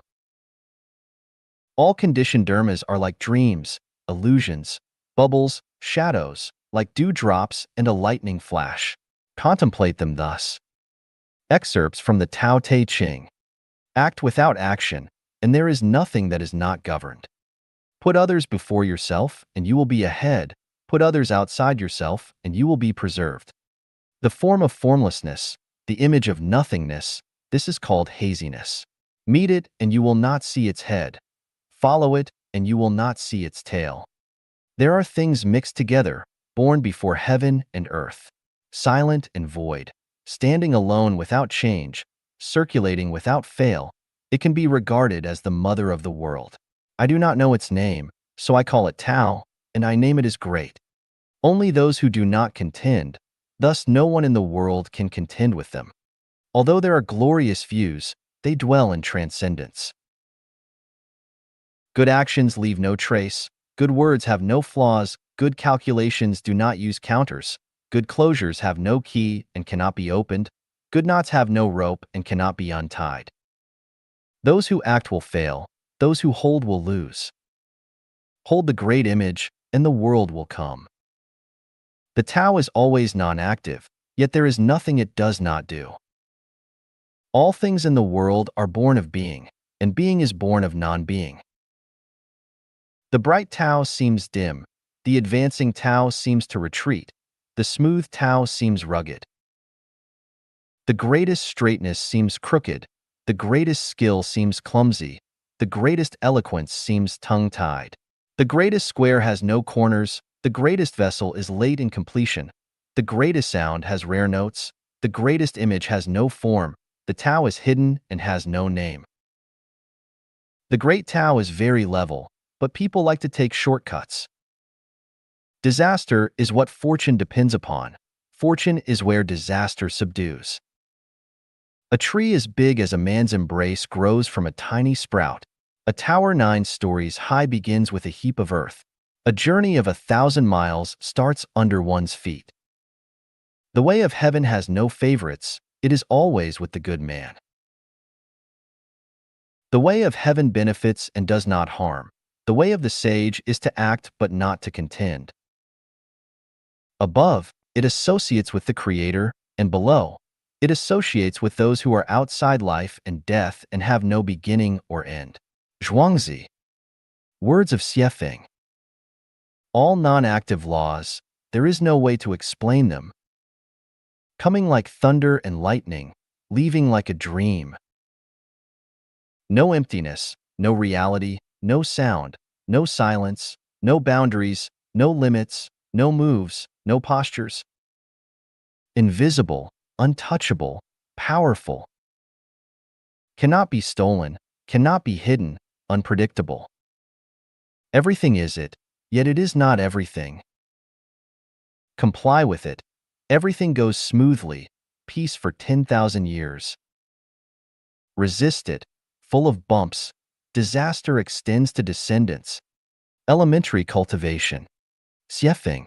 Natural non-action. Deal with the complex and ever-changing social affairs and personal life with the Taoist heart, Buddhist heart, and Christ heart. As long as you act naturally and without effort, there will be no obstacles, no stagnation. Whether it's moving forward, stopping, retreating, or taking a detour, it all depends on the various factors of the environment at that time and place. Do not force or go against the flow. Always maintain harmony and good relations with society, the masses, friends, and family, and nature. Because of non-action, you do not pursue anything, do not want to get anything. So there is no suffering, no trouble.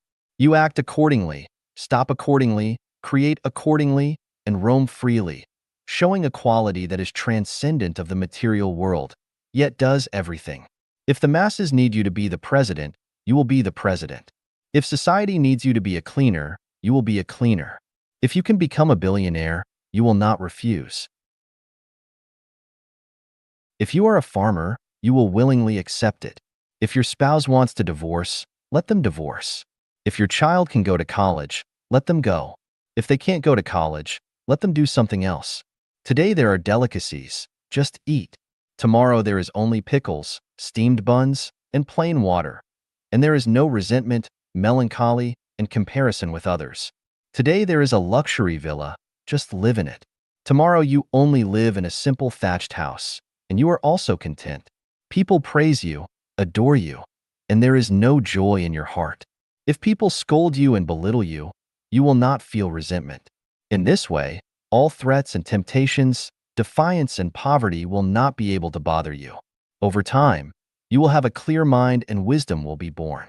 Just like a star, no matter where it orbits, it always shines and heats as usual. And like a diamond, no matter where it is set, it always refracts a colorful halo. Do not use schemes. The mind is like a clear day, clear and discernible, and wisdom is like a rolling river, never stagnant. All schemes are traps woven by the mind, and in the end, they trap oneself. The success of the scheme is beneficial to oneself in the short term on the surface, but in essence, it hurts oneself in the end. As long as the heart is bright and not stained with dust, there is no need to use schemes. All things can still go smoothly. Do not make promises. For people, life is impermanent. There are unexpected winds and clouds in the sky, and there are sudden blessings and misfortunes in people. There are unforeseen circumstances in the plan, and there are unreachable places in the force. You never know what will happen tomorrow. Before becoming a celestial, you cannot control the environment, manage yourself, predict the future, and the promised wish may not be realized. If the promise cannot be realized, you can only find an excuse to replace it. Excuses are lies, and lies can only deceive for a while, and will eventually be exposed. In this way, your promise becomes a shackle and becomes a mental burden, which is harmful to others and yourself. Do not rely on power. The burning power is like burning charcoal, which will eventually turn into ashes, and it is like wind and clouds, changing at any time. Power is the most unreliable and most dangerous backing. Once you rely on power, you will be involuntary, and you will lose the truth. Do not accept favors. Favor is the biggest debt in life. Favor is like a big mountain, always pressing on the heart. A drop of kindness should be repaid with a gushing spring. If you don't repay it, you are a villain. If you repay your favor with revenge, you are a beast. Once you receive someone's favor, you will never be able to repay it in your life. Your heart will not be calm, and you will not be able to have a free and easy life. No ambition. Act and speak according to the Tao every day. Rise at dawn, think, see, listen, and act according to the Tao, and rest at dusk. Cultivate yourself and perceive the Tao. Apart from the desire to become a celestial through the Tao, there are no other desires. As for striving for the country, making the nation strong, glorifying the ancestors, and for future generations, etc., these are all worldly thoughts of ordinary people and should not be imitated. Do not worry about tomorrow. Living only in the present moment, those who spend their lives preparing for their coffins and choosing their graves are severe pessimists. Living today worrying about tomorrow, they will have no joy or happiness in their lives. They are slaves to life. Tomorrow never ends. As long as people are alive, there is always another day. So there is no peace in life. Without peace, it's hard to go far, and without peace, it's hard to perceive the Tao. No thoughts of success or failure, no desire to gain or lose. If a person cannot have a healthy, free life, and ultimately cannot become a celestial, then your success and gains in life are failures and losses. On the contrary, If you finally become a celestial, then the failures and losses in life are successes and gains. Therefore, the common sense of success, failure, gain, and loss are just the standards of ordinary people. You just follow the Tao. Every word you say, every action you take, is like a river flowing downstream, clouds drifting with the wind. It is natural, it should be. Do not have the idea of gaining success. At this time, you have the Buddha nature and the Taoist heart. 10,000 laws return to the Tao, return to one. As long as you grasp one, you will have 9,999. What is one? One is the Holy Spirit, the Dharma, the Tao, the great law of non-action. It is the original appearance of things, the nature. It is the source, without any adornment, without any embellishment, and without the influence of human thoughts, emotions, or will. One is fruits fall off when ripe, a canal formed when water comes. One is without distinction of good and evil, right and wrong, beauty and ugliness, good and bad. One is like the sun in the sky. The moon sheds clear light, the cloud drops. Sweet dew, the sea gives birth to waves. One is without thoughts of success or failure, without desire to gain or lose. Once you grasp one, you will not judge all things and their phenomena with I. You will not be confused by the phenomena of things. You will know the source of things. You will know the Tathagata. You can know the past and future of things. You can get rid of the interference of the world and reach the other shore directly. Once you grasp one, you can become a celestial, become a Buddha. You can travel through time and space and gain eternity. Do not compare with others. Between people, just like their appearances, there is no absolute similarity. Not only are their innate nature, appearance, temperament, character, and wisdom different, but also their life paths are different. You can't walk the path of others. He is him. You are you. He has been promoted, made money, became an expert, went abroad, drove a high-end car. His wife wears gold and silver. His children go to prestigious universities. That is his business. If you compare, you will be endlessly troubled. If you imitate, you will lose yourself. So, in everything, not only should you not compare yourself with others, but you should also always ask yourself, who am I? Only in this way can you dispel the heavy fog and see the light of your true nature. Otherwise, you will live in vain for a lifetime and be drowned in the dust of the world. Seek lightness, not intensity.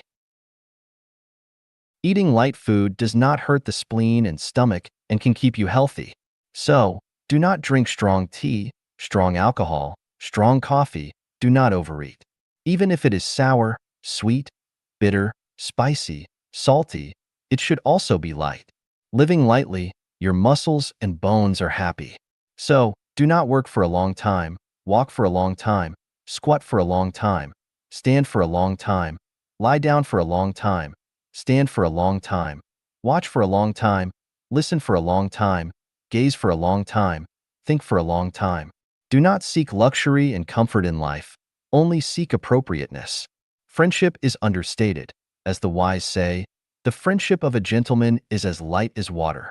Friendships that are light last forever, while intense friendships can turn sour in an instant. Light friends supplement the heart. Intense friends hurt the heart. Seeking lightness in everything will reduce desires, and less desires will reduce troubles. Less troubles will allow you to calm down, and then you can gain wisdom, and then you can perceive the Tao and become a celestial. No leisure or busyness. Like the sun and the moon running, not fast or slow, not busy or idle. Get up and do things at sunrise and rest at sunset. Follow nature. Everything is natural. Everywhere is natural. In this way, all limbs and bones, the internal organs, blood, and meridians will run in order with everything in the universe. You will be healthy and long-lived and not sick. You will be peaceful and spiritual. The receiving ability and transmitting ability of your physiological field will be strong, and it will be easier to connect with the energy of the negative universe, laying the physiological foundation for transcending time and space and becoming a. Do not care about what's left behind. The desire for one's name to live forever, being condemned by posterity, or to become the role model of future generations, etc., are all worldly thoughts of ordinary people. They are the fetters and shackles of life. If you are obsessed with gaining fame, you won't be able to live a carefree and easy life. Just follow your path, and let the common folks comment as they please on what's left behind. No cleverness. Great wisdom appears foolish. The highest wisdom is formless. Displaying cleverness is, in fact, foolish. Cleverness is but a minor skill, a trick of the common folk. The more cleverness you possess, the less wisdom you have. Cleverness can lead to one's own downfall, thus, it's better not to be clever. Do not speak more than necessary. To those with high wisdom, your words are nonsense. To those with low wisdom, your words are profound and difficult to understand. To those with equal wisdom, your words are unnecessary.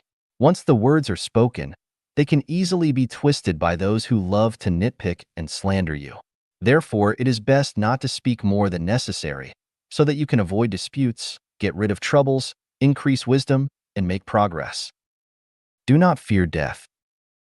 From a natural point of view, physical death is a necessary thing. Since it is inevitable and unavoidable, whether death comes sooner or later, it is still death. So what is there to fear? From a secular point of view, death is a self-cleaning of garbage. When your living is not beneficial to relatives, others, society, living only adds to the burden of relatives and becomes a burden to society. Insisting on living is like occupying a pit and not defecating, which is selfish and immoral behavior. From a philosophical point of view, death is life, life is death. Without death there is no life. Without life there is no death. If the body does not die, the soul cannot be liberated. Death itself is a kind of transcendence, is another kind of life, is happiness. What is there to fear? From a material point of view, matter is indestructible and can only transform from one state to another. At this time, you have become a god. What is there to fear about death? At this time, you have become a god. What is there to fear about death? Be as wood and stone. Wood and stone, receiving the essence of the sun and moon and the spirit of heaven and earth, remain fearless of the sun and rain, wind and frost. They observe the chirping of insects and birds, the shouting of people and horses with a cold eye, and remain unmoved. If one constantly remembers the great affairs of the world and cares about the suffering of ordinary people everywhere, then there will be no peace in one's heart. Without peace, how can one perceive the Tao? From a higher dimensional perspective, everything in the three-dimensional space is like colorful bubbles that disappear in an instant. What is the need to worry about, save, grasp, or fight for what vanish in a moment? Without a heart like wood and stone, becoming a celestial being is like a bubble, a shadow. Be as clouds. Unrestrained, shapless, without honor or disgrace, without trouble or annoyance, drifting with the wind, not lingering in any beautiful scenery. When there is water, it falls down, nourishes all things. When it meets clouds of opposite charge, it draws a lightning bolt, sounds a thunder, decorates the sky.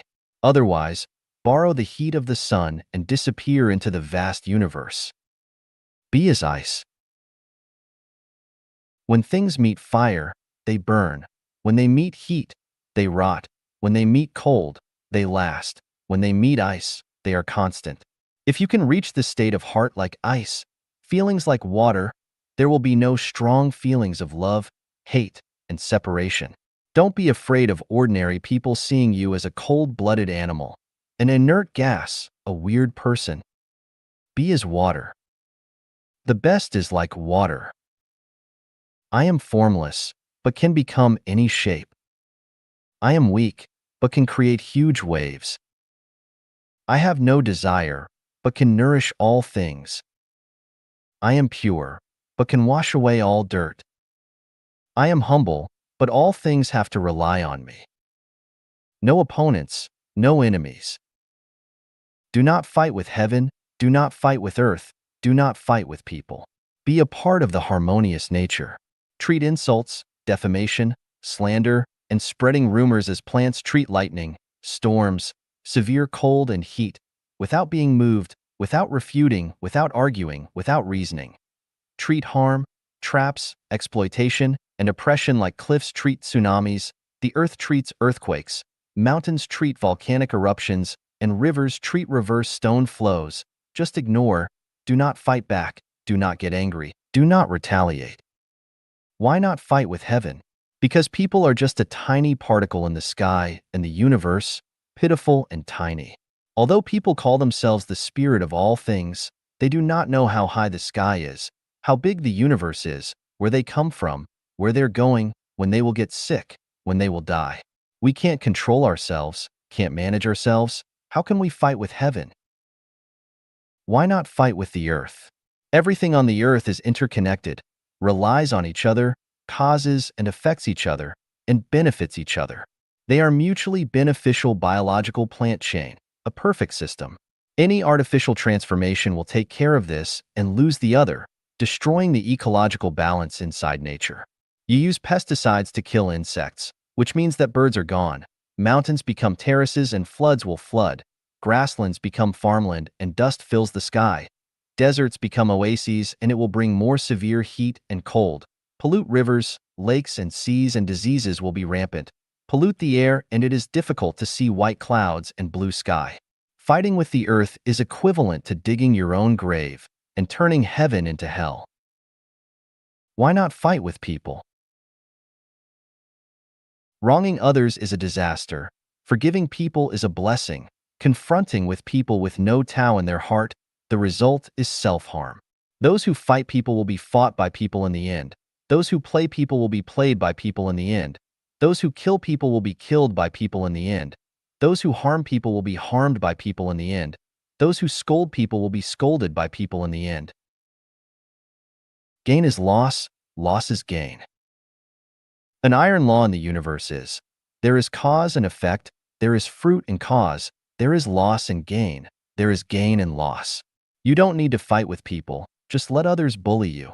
Just like Jesus said, if someone slaps you on the right cheek, turn the other cheek to him too. Ignorant people are confused people, worldly people are scheming people, mortals are smart people, sages are wise people. Most of those who fight people are worldly people, and the final outcome of worldly people is very sad. It is not necessary to argue with them about merits and demerits, gains and losses.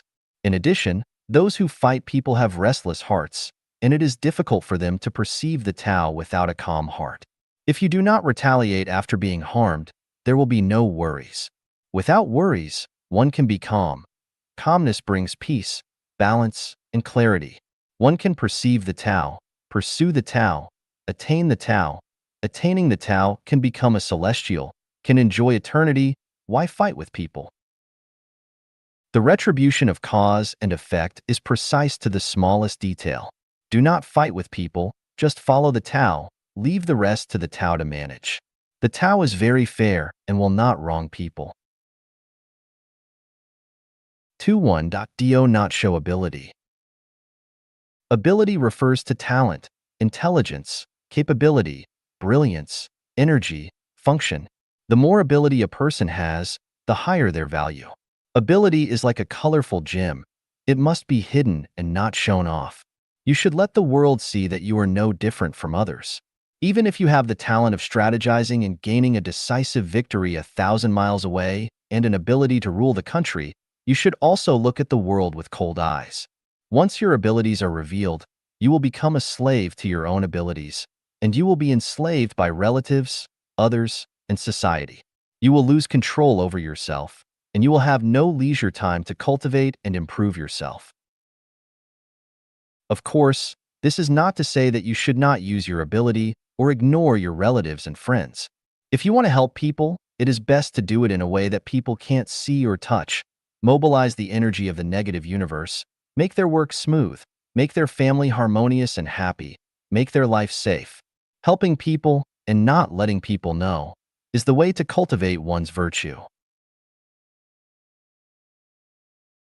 It is particularly important to emphasize that during your cultivation, self-improvement, perceiving Tao, and attainment of the Tao, your body is undergoing changes, especially as your mind power becomes stronger and stronger, purer and purer, closer and closer to one. Like a piece of ordinary iron, through continuous magnetization, the molecules inside are constantly arranged in one direction, gradually generating attraction and repulsion. At this time, it is not a piece of ordinary iron, but a magnet. Similarly, during your cultivation, there will be some special functions that you can't imagine happening on your body, such as walking on the water surface, riding the clouds and mist, passing through the wall, moving things with your mind, which are all child's play. Invisibility, earth escape, transformation is not difficult. You hold an iron rod in your hand. Let it bend. It will bend. Let it straight. It will straight. You see a person. Let him go. He will go. Let him stop. He will stop. Let him do what? He will do what? You really understand what is called do whatever you want. Once you start to develop certain abilities, you must constantly remind yourself that you have a long journey ahead before you can transform into a celestial being. If you let your worldly desires take over and show off your abilities to the world at this point, you will deeply regret it. Many people fail at this stage in the process of becoming a celestial being. As for the reason, it is a secret of heaven that I cannot reveal. Because once revealed, it would be like leading a wolf into a flock of sheep, causing disaster to both humans and the celestial world. The higher the ability, the greater the destructive power. Here, I want to emphasize once again that we should not cure diseases for others. As your abilities grow stronger, you will find it effortless to cure diseases, be it fractures, cancer, leukemia, or AIDS, even easier than a breath, and you could even resurrect the recently deceased. So why can't we cure diseases for others? Because all diseases, whether inherited, acquired, caused by accidents, or infectious, are self-inflicted. This is an order in what seems to be chaos, accident, coincidence, misfortune, and ill fate. You reap what you sow, and there is a reason behind every event in the world. The retribution of cause and effect is an iron law in the universe. There is a cause for every effect, and an effect for every cause. The bigger the cause, the bigger the effect. The smaller the cause, the smaller the effect. There is no effect without a cause, and no cause without an effect. Everything is inevitable. There is absolutely no accident. What we call an accident is the understanding we get when we can't find the cause behind it, which is a mistaken and helpless understanding. Everything in the universe is orderly, and order is inevitability. So where is the cause of the disease?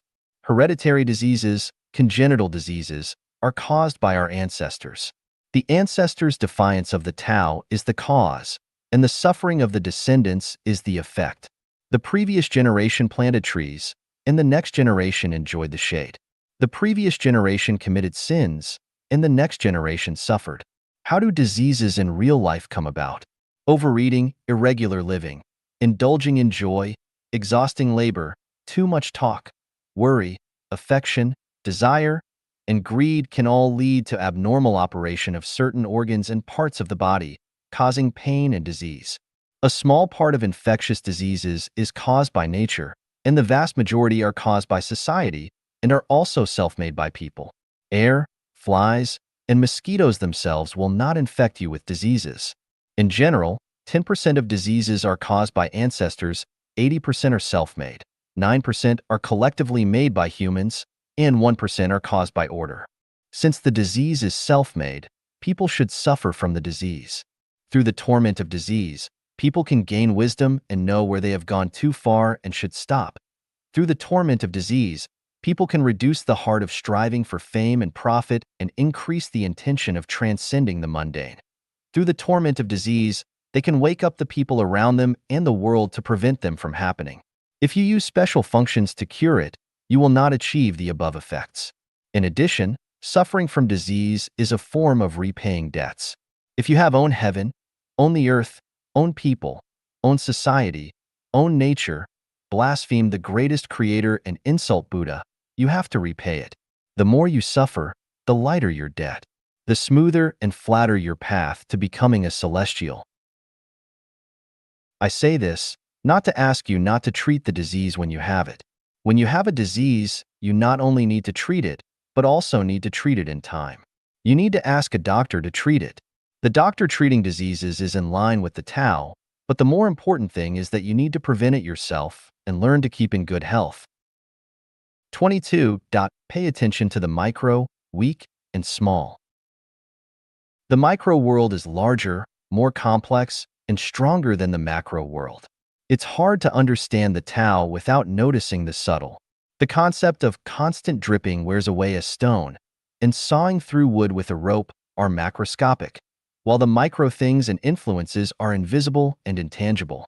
A towering tree starts from a tiny sprout. A skyscraper starts from a pile of earth.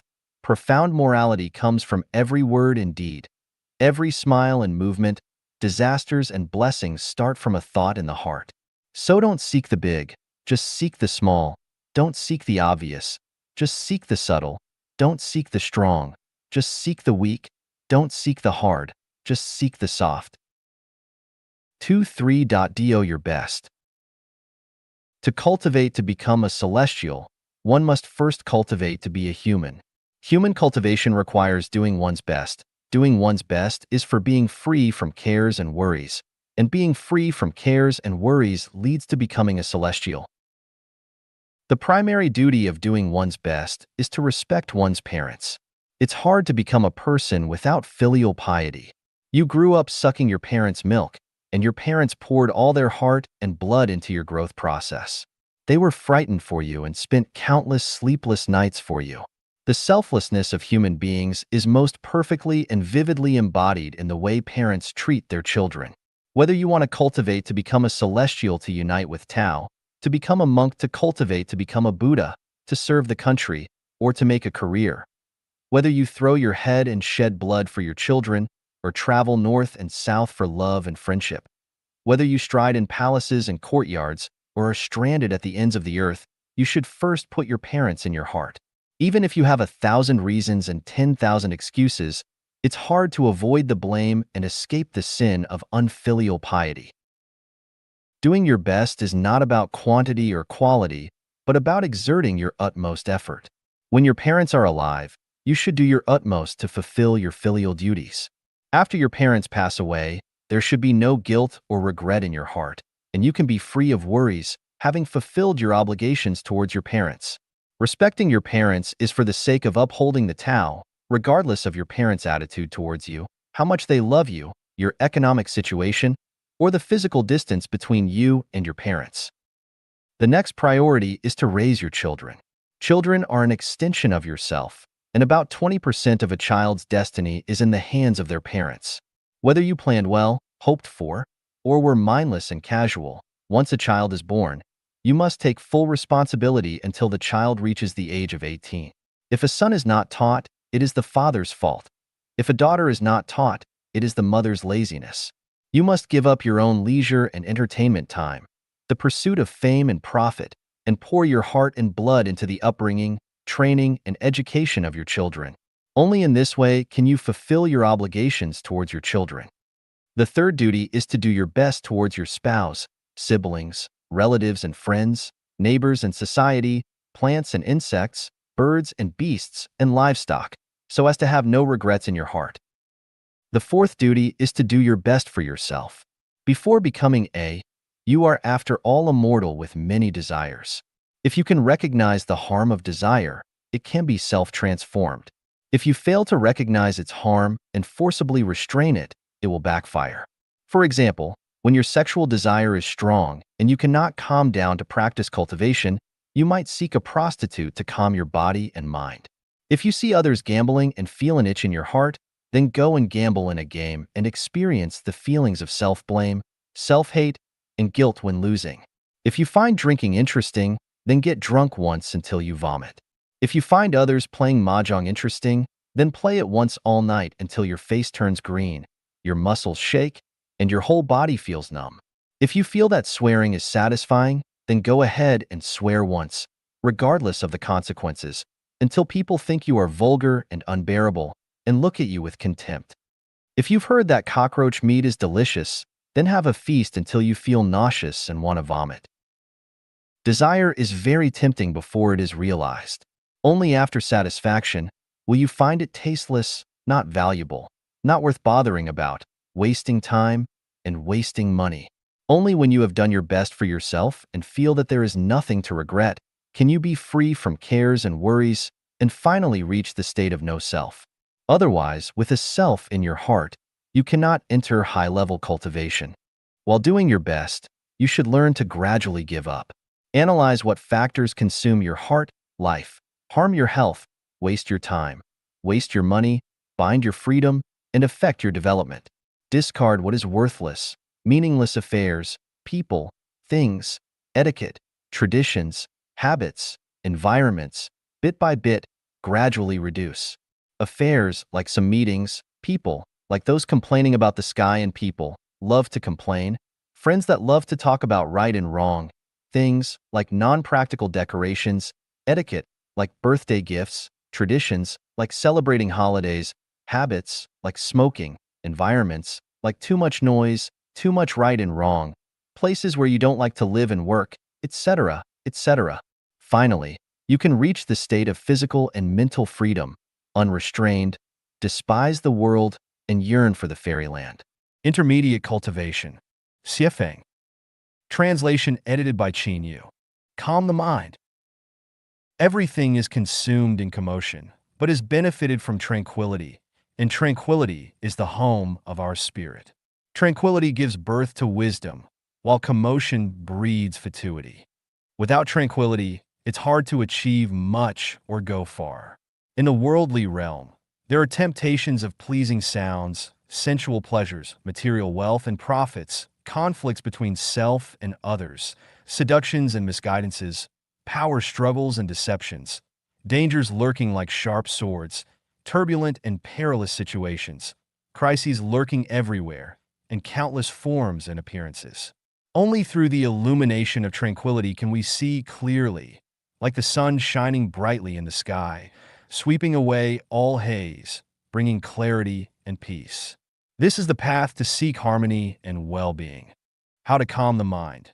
Do not feel inferior, do not feel superior, do not be arrogant, do not make vows, do not get angry, do not give in to passions, do not owe heaven, do not owe people, do not owe earth, do not owe oneself, do not crave strange tastes, do not harbor strange behaviors, do not practice conspiracies, do not make strange gestures, do not insult gods and Buddhas, do not talk about others' faults, do not discuss worldly affairs, do not indulge in worldly sentiments, do not boast about one's abilities, have few desires, work moderately, speak cautiously, abstain from killing.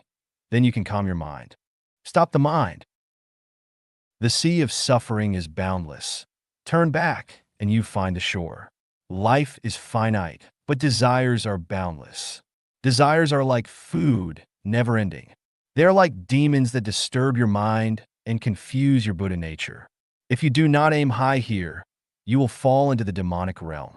Once you enter the demonic realm, you will be lost in the heavy fog, and it will be difficult to see the celestial scenery, wasting this life in vain. Therefore, you should stop when you should stop and retreat bravely in the face of the torrent. Manage the mind. The divine spirit gives me life, and the heart brings my demise. The heart is the master of the body and the commander of the spirit. When the heart moves, the spirit becomes clouded. When the heart is still, the spirit becomes clear. When the heart races, the spirit is unsettled. A single movement of the heart invites all kinds of troubles. While there are remedies for 100 diseases, the disease of the heart is difficult to cure. Therefore, those who are good at nurturing life start by managing their hearts. If it is restless, calm it. If it is wicked, stop it. If it is desirous, let go and suppress it. If it is impure, purify and clarify it. Over time, things will not disturb the heart, and the spirit will be at peace within. A vibrant, clear, and peaceful spirit is the key to connecting with the negative universe and harnessing the energy of the negative universe. Rectifying the mind. Before one can manage the mind, it must first be rectified. If the mind is not upright, it will breed evil thoughts. The first step to rectify the mind is to read the Bible. Without reading the Bible, things remain unclear. The second step is to read the Buddhist scriptures. Without reading the Buddhist scriptures, the principles are not comprehended. The third step is to read the Quran. Without reading the Quran, sincerity of the heart is hard to achieve. The fourth step is to read the Tao Te Ching. Without reading the scripture, the path remains unclear. The fifth step is to learn science. Without understanding science, everything becomes chaotic. Being humble. Looking back over 5,000 years, there are few who are humble. People cling to their own biases, preconceptions, heresies, delusions, and narrow views, insisting on their own opinions, refusing to admit their mistakes, wasting several lifetimes in vain, and failing the patience of the greatest creator. As the saying goes, there is a way to heaven, but they do not take it. Hell has no door, but they insist on crashing into it, brewing bitter wine to drink, and still blaming the greatest creator for being unfair. Those who suffer hardships, difficulties, poverty, torments, and setbacks need humility the most, but the reality is just the opposite. The more one understands the principles, the higher one's wisdom, the humbler one is. The less one understands the principles, the more stubborn, obstinate, reactionary, and cruel one is, the further one is from the Tao. Not only can they not become celestials, but it is also difficult for them to become humans in the next life. Relatively speaking, those great scientists, some billionaires, and political leaders, those who have become presidents and emperors may not necessarily be political leaders, are humbler. Those hidden sages who are unknown to the world are humbler. How to be humble? First of all, you need to know that the capacity of the heart can vary greatly.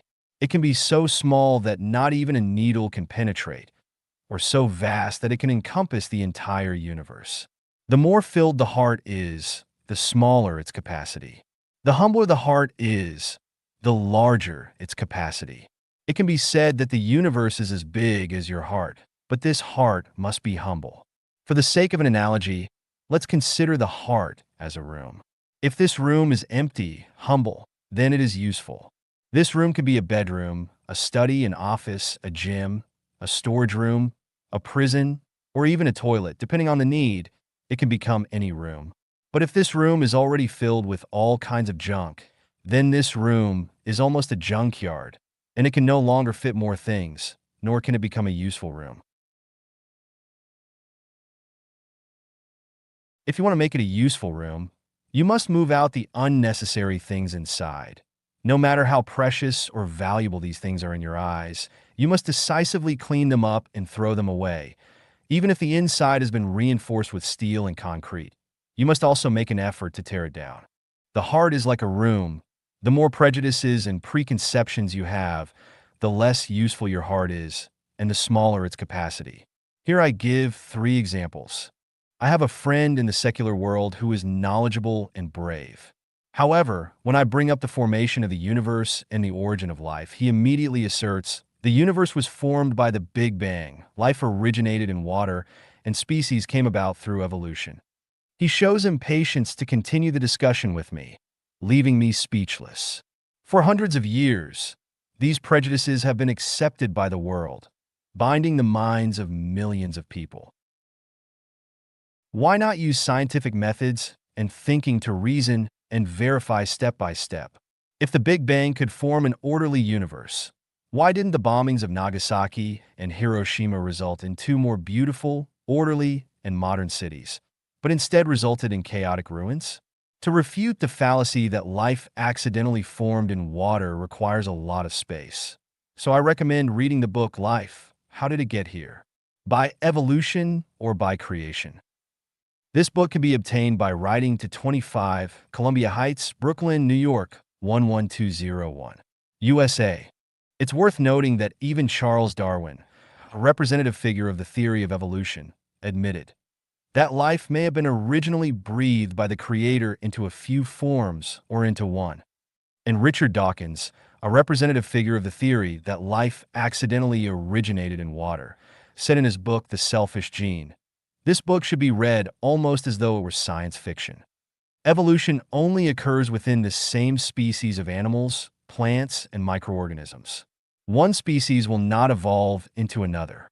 In other words, rabbits will not evolve into horses, Snails will not evolve into cattle. Peach branches grafted onto willow trees will not grow peaches. And no matter how much monkeys evolve, they will not become humans. As for humans, due to the accumulation of knowledge and rich experience, they have continuously recognized and applied some laws existing in the material world, becoming smarter and more civilized. No matter how much they evolve, they will not grow eyes on the back of their heads or wings on their backs. As long as you have a bit of a scientific mind and follow the gene knowledge continuously explored by scientists led by the United States, you will know that the statement that species evolved is a fallacy. Mao Zedong said, "The spread of fallacies misleads people a lot." This is truly a profound statement. I have another friend whose wife, every time I urge this friend to study the Bible, immediately refutes with Marx's doctrine. Religion is the opium of the people. It should not be studied. What else can I say? You avoid the disease and fear the cure, mistaking the well rope for a snake, and even regard the book as a religion. This kind of prejudice is equivalent to closing a door to a beautiful life for yourself. As the saying goes, medicine does not cure the incurable disease. Buddha saves those who are destined. Since you are not destined and not humble, no one can save you. I have a colleague. I once tried to guide him to understand how to have a carefree real life and a beautiful future life. He immediately asserted, "As long as a person is kind and diligent, it is enough." I asked what kindness is. He said, "Helping the weak and poor is kindness." I continued to ask, suppose there is a middle-aged man with elderly parents above and several underage children who are waiting to be fed below. The family is very poor. You help him get 10 kilograms of heroin at a low price. Let him resell it and make a huge profit. From then on, this family has a good life. Is this kind of help called kindness? He thought for a while and said, "This kind of help is not called kindness. It helps a family and harms dozens of families." I asked again, "Didn't you say that helping the weak and poor is kindness? Why do you say that this kind of help is not kindness?" He corrected and said, "What I mean is that it is kind to help the weak and poor in a proper way." I asked what the proper way is. He said, "The proper way is a method that is harmless to society and others." I continued to ask, "A poor child, smart and studious, is reading high school. You pity them. Find a way to find a job for this child who is in school, so that his family's economic situation has improved. This kind of help is harmless to society and harmless to others. Is it called kindness?" He answered, "It is kindness." I said, "This child may go to college after graduating from high school, and he has a bright future. You found him a job, solved the urgent need, but ruined his bright future. Can this be called kindness?" He thought for a while and said, "The best help is not only harmless to society and others, but also considers the overall interests and long-term interests of the help object. But this is complicated." I said, "All right, let's not delve too deep. Let's consider the simple. You just said that helping the weak and poor is kindness. So is helping the powerful and wealthy not considered kindness?" He decisively said, "It's not kindness." And he gave an example. Hitler was powerful. Helping him is evil. Capitalists get rich by exploiting the surplus value of workers. Helping them is not good. I said, during the Warring States period in China, wars were frequent, and people were living in dire straits. Some people helped the most powerful Qin state to unify China, thereby ending the wars, and the common people could rest and recuperate from then on. Can you say that helping the powerful is not an act of kindness? He thought for a while and said, if this powerful entity benefits the vast majority of people, helping it can also be said to be kind. I asked, the United States is the most powerful in the world today. If we help it to unify the globe, unify the currency, eliminate the military expenditures of various countries, freely exchange various cultures, freely come and go, and avoid many disputes, would you say this kind of help is considered kindness? He laughed heartily and answered, "This is a political issue. It's hard to say. Hard to say." I continued to ask, does help also have a nature attribute? Is there political help, economic help, humanitarian help, cultural help, human rights help, military help? If divided by attributes, which kind of help is considered good? He immediately waved his hand and said, "This is too complicated." I smiled and said, "Let's not talk about the complicated ones. You said that helping the rich is not good. Suppose there is a place in Africa where people have no shoes to wear. Someone helped a big capitalist in the UK to set up a shoe factory in this place. From then on, the products of this place have increased in value. Some local people have entered a relatively civilized factory to work, started to contact machines, learn language and text. This remote place has a road to other tribes. And more importantly, people have shoes to wear, gradually leaving the primitive way of life and moving towards civilization. Do you think this kind of help is not good?" He thought for a long time before saying, "This kind of help is colonial in nature, but from a long-term perspective, it is good for the development of Africa and the people of Africa, and it can also be said to be good." I laughed and asked, "So you say helping the weak and poor is good, is the sentence correct?" He suddenly woke up, punched me on the shoulder, and laughed and said, "You deliberately beat around the bush to make me fall into your trap." After a pause, he sighed and muttered to himself, it is really difficult to define goodness clearly. The greatest benevolence appears indifferent. The greatest kinship shows no favoritism. The greatest goodness appears evil. The greatest evil appears good." After a moment, he suddenly stood up, faced me, and said decisively, "No matter what, killing is always evil and not kind." He looked as if he had finally found an invincible truth. I stared into his eyes and gave an example. There was a 9-person squad that was sent thousands of miles away to a place heavily surrounded by enemy forces to rescue people on a quiet night. Midway, they were discovered by the enemy. During the firefight, one of them was seriously injured and could no longer walk. The squad leader had no choice but to shoot this comrade to death. If he didn't kill him, the angry enemy would hack him to death. He would suffer torture and pain. If he couldn't stand the torture, he would reveal the action plan of this 9-person squad, and then the whole army would be wiped out. Do you say this kind of killing is not kind? For example, an old and frail person, suffering from a terminal illness, in unbearable pain, decided by relatives and doctors, was mercifully given a lethal injection. The old man peacefully closed his eyes and ended his life. Do you say this kind of killing is kind? I spoke slowly, and his face gradually changed from a happy look to a puzzled look. He suddenly sat down on the edge of the bed. I knew that if I asked again at this time, I would definitely provoke his anger. I quickly lay on the bed, turned my back, and casually picked up a reader published by Gansu Province, China, and started reading.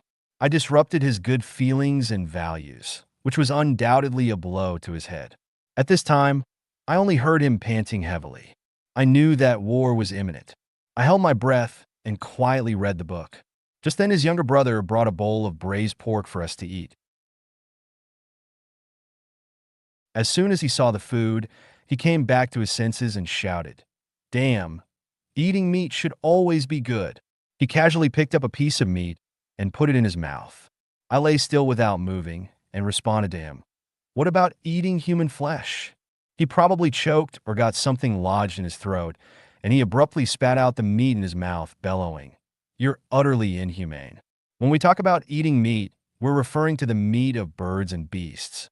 How can it involve eating human flesh? Humans are sentient beings that can think and feel pain and pleasure. The cruelest act is to consume human flesh. I turn to ask again, what about eating dog meat? Dogs also have a spiritual nature and can understand human emotions. They are loyal friends to humans. They guard homes, provide comfort to lonely elderly people, can herd, and avenge their masters. Isn't it cruel to eat their meat? He was taken aback, seemingly enlightened, squinting his eyes, and whispered, "It's best not to eat dog meat." What about horse meat, beef, chicken, pork, etc.? I continued to ask. He pondered for a while and answered, "For other animal meats, the slaughterer is cruel, the eater is innocent." So are you saying that those who manufacture guns and missiles are cruel, but those who use these weapons to kill are kind? He waved his hand impatiently and said, forget it, forget it. I won't argue with you anymore. In any case, kindness and diligence are absolutely correct." I said, yes, ants are diligent, but too naive. Bees are diligent, but too foolish. Gold diggers are diligent, but they destroy vegetation and turn grasslands into deserts. Farmers are diligent, but after a heavy rain, they stand at the edge of the field, crying and shouting, heartbroken. I use the above three examples to illustrate that prejudice and preconception are misleading.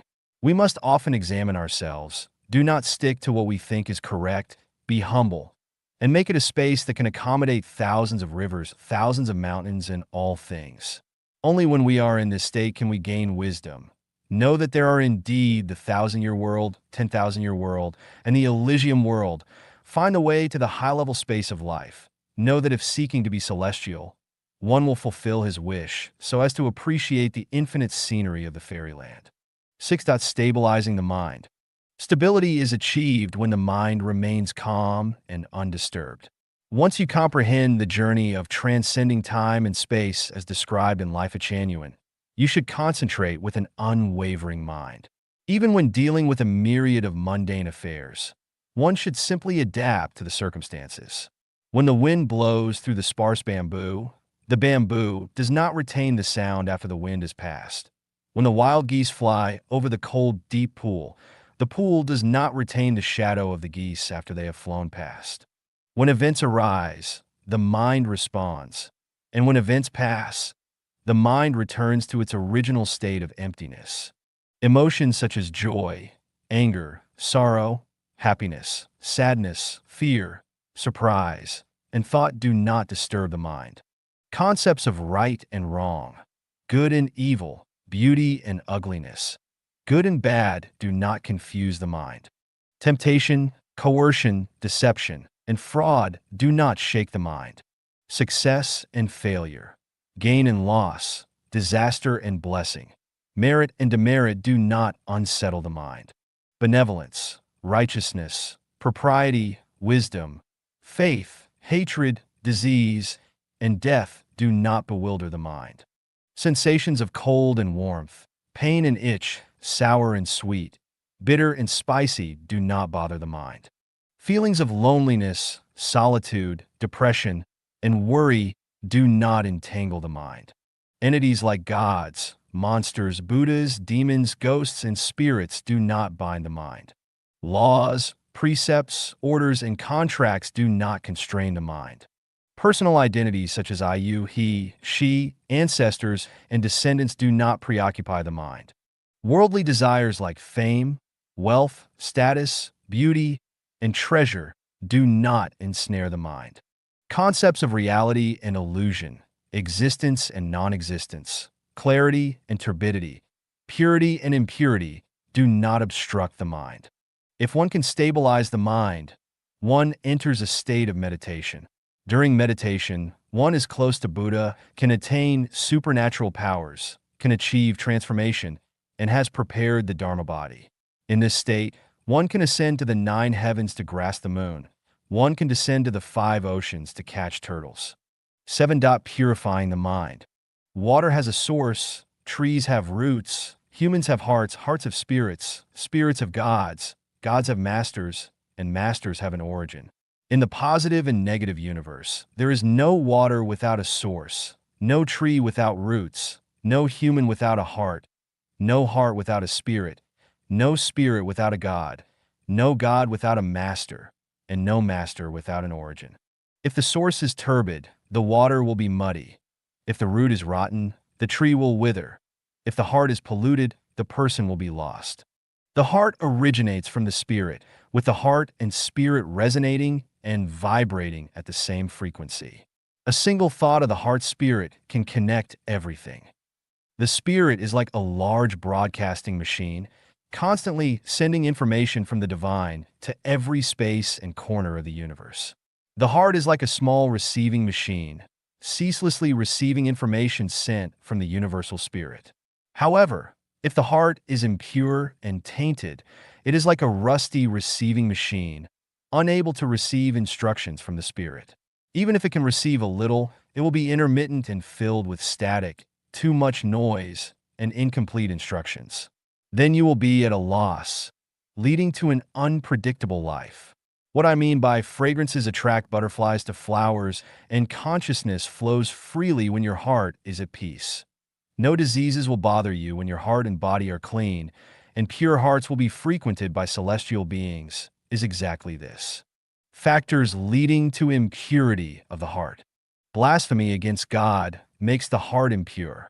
Evil thoughts make the heart impure. Delusions make the heart impure. Unrestrained greed makes the heart impure. Desiring for undue advantages makes the heart impure. Deception and trickery make the heart impure. Nonsense makes the heart impure. Insulting gods and Buddhas makes the heart impure. Disrespecting parents makes the heart impure. Fighting and robbing make the heart impure. Ambiguous thoughts make the heart impure. An unclean body makes the heart impure.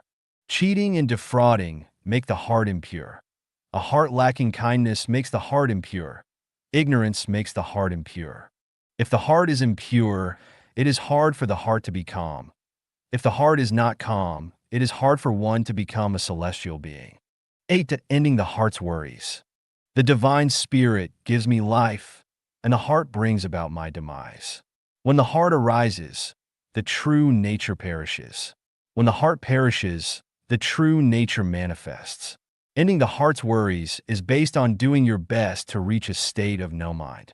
Although the body exists in the world, the heart remains untainted by a speck of dust, thereby achieving the state of no form of self, others, living beings, or lifespan. This transcends the realm of desire and the realm of form, entering the formless realm, laying the foundation for advanced cultivation of refining one's nature. To achieve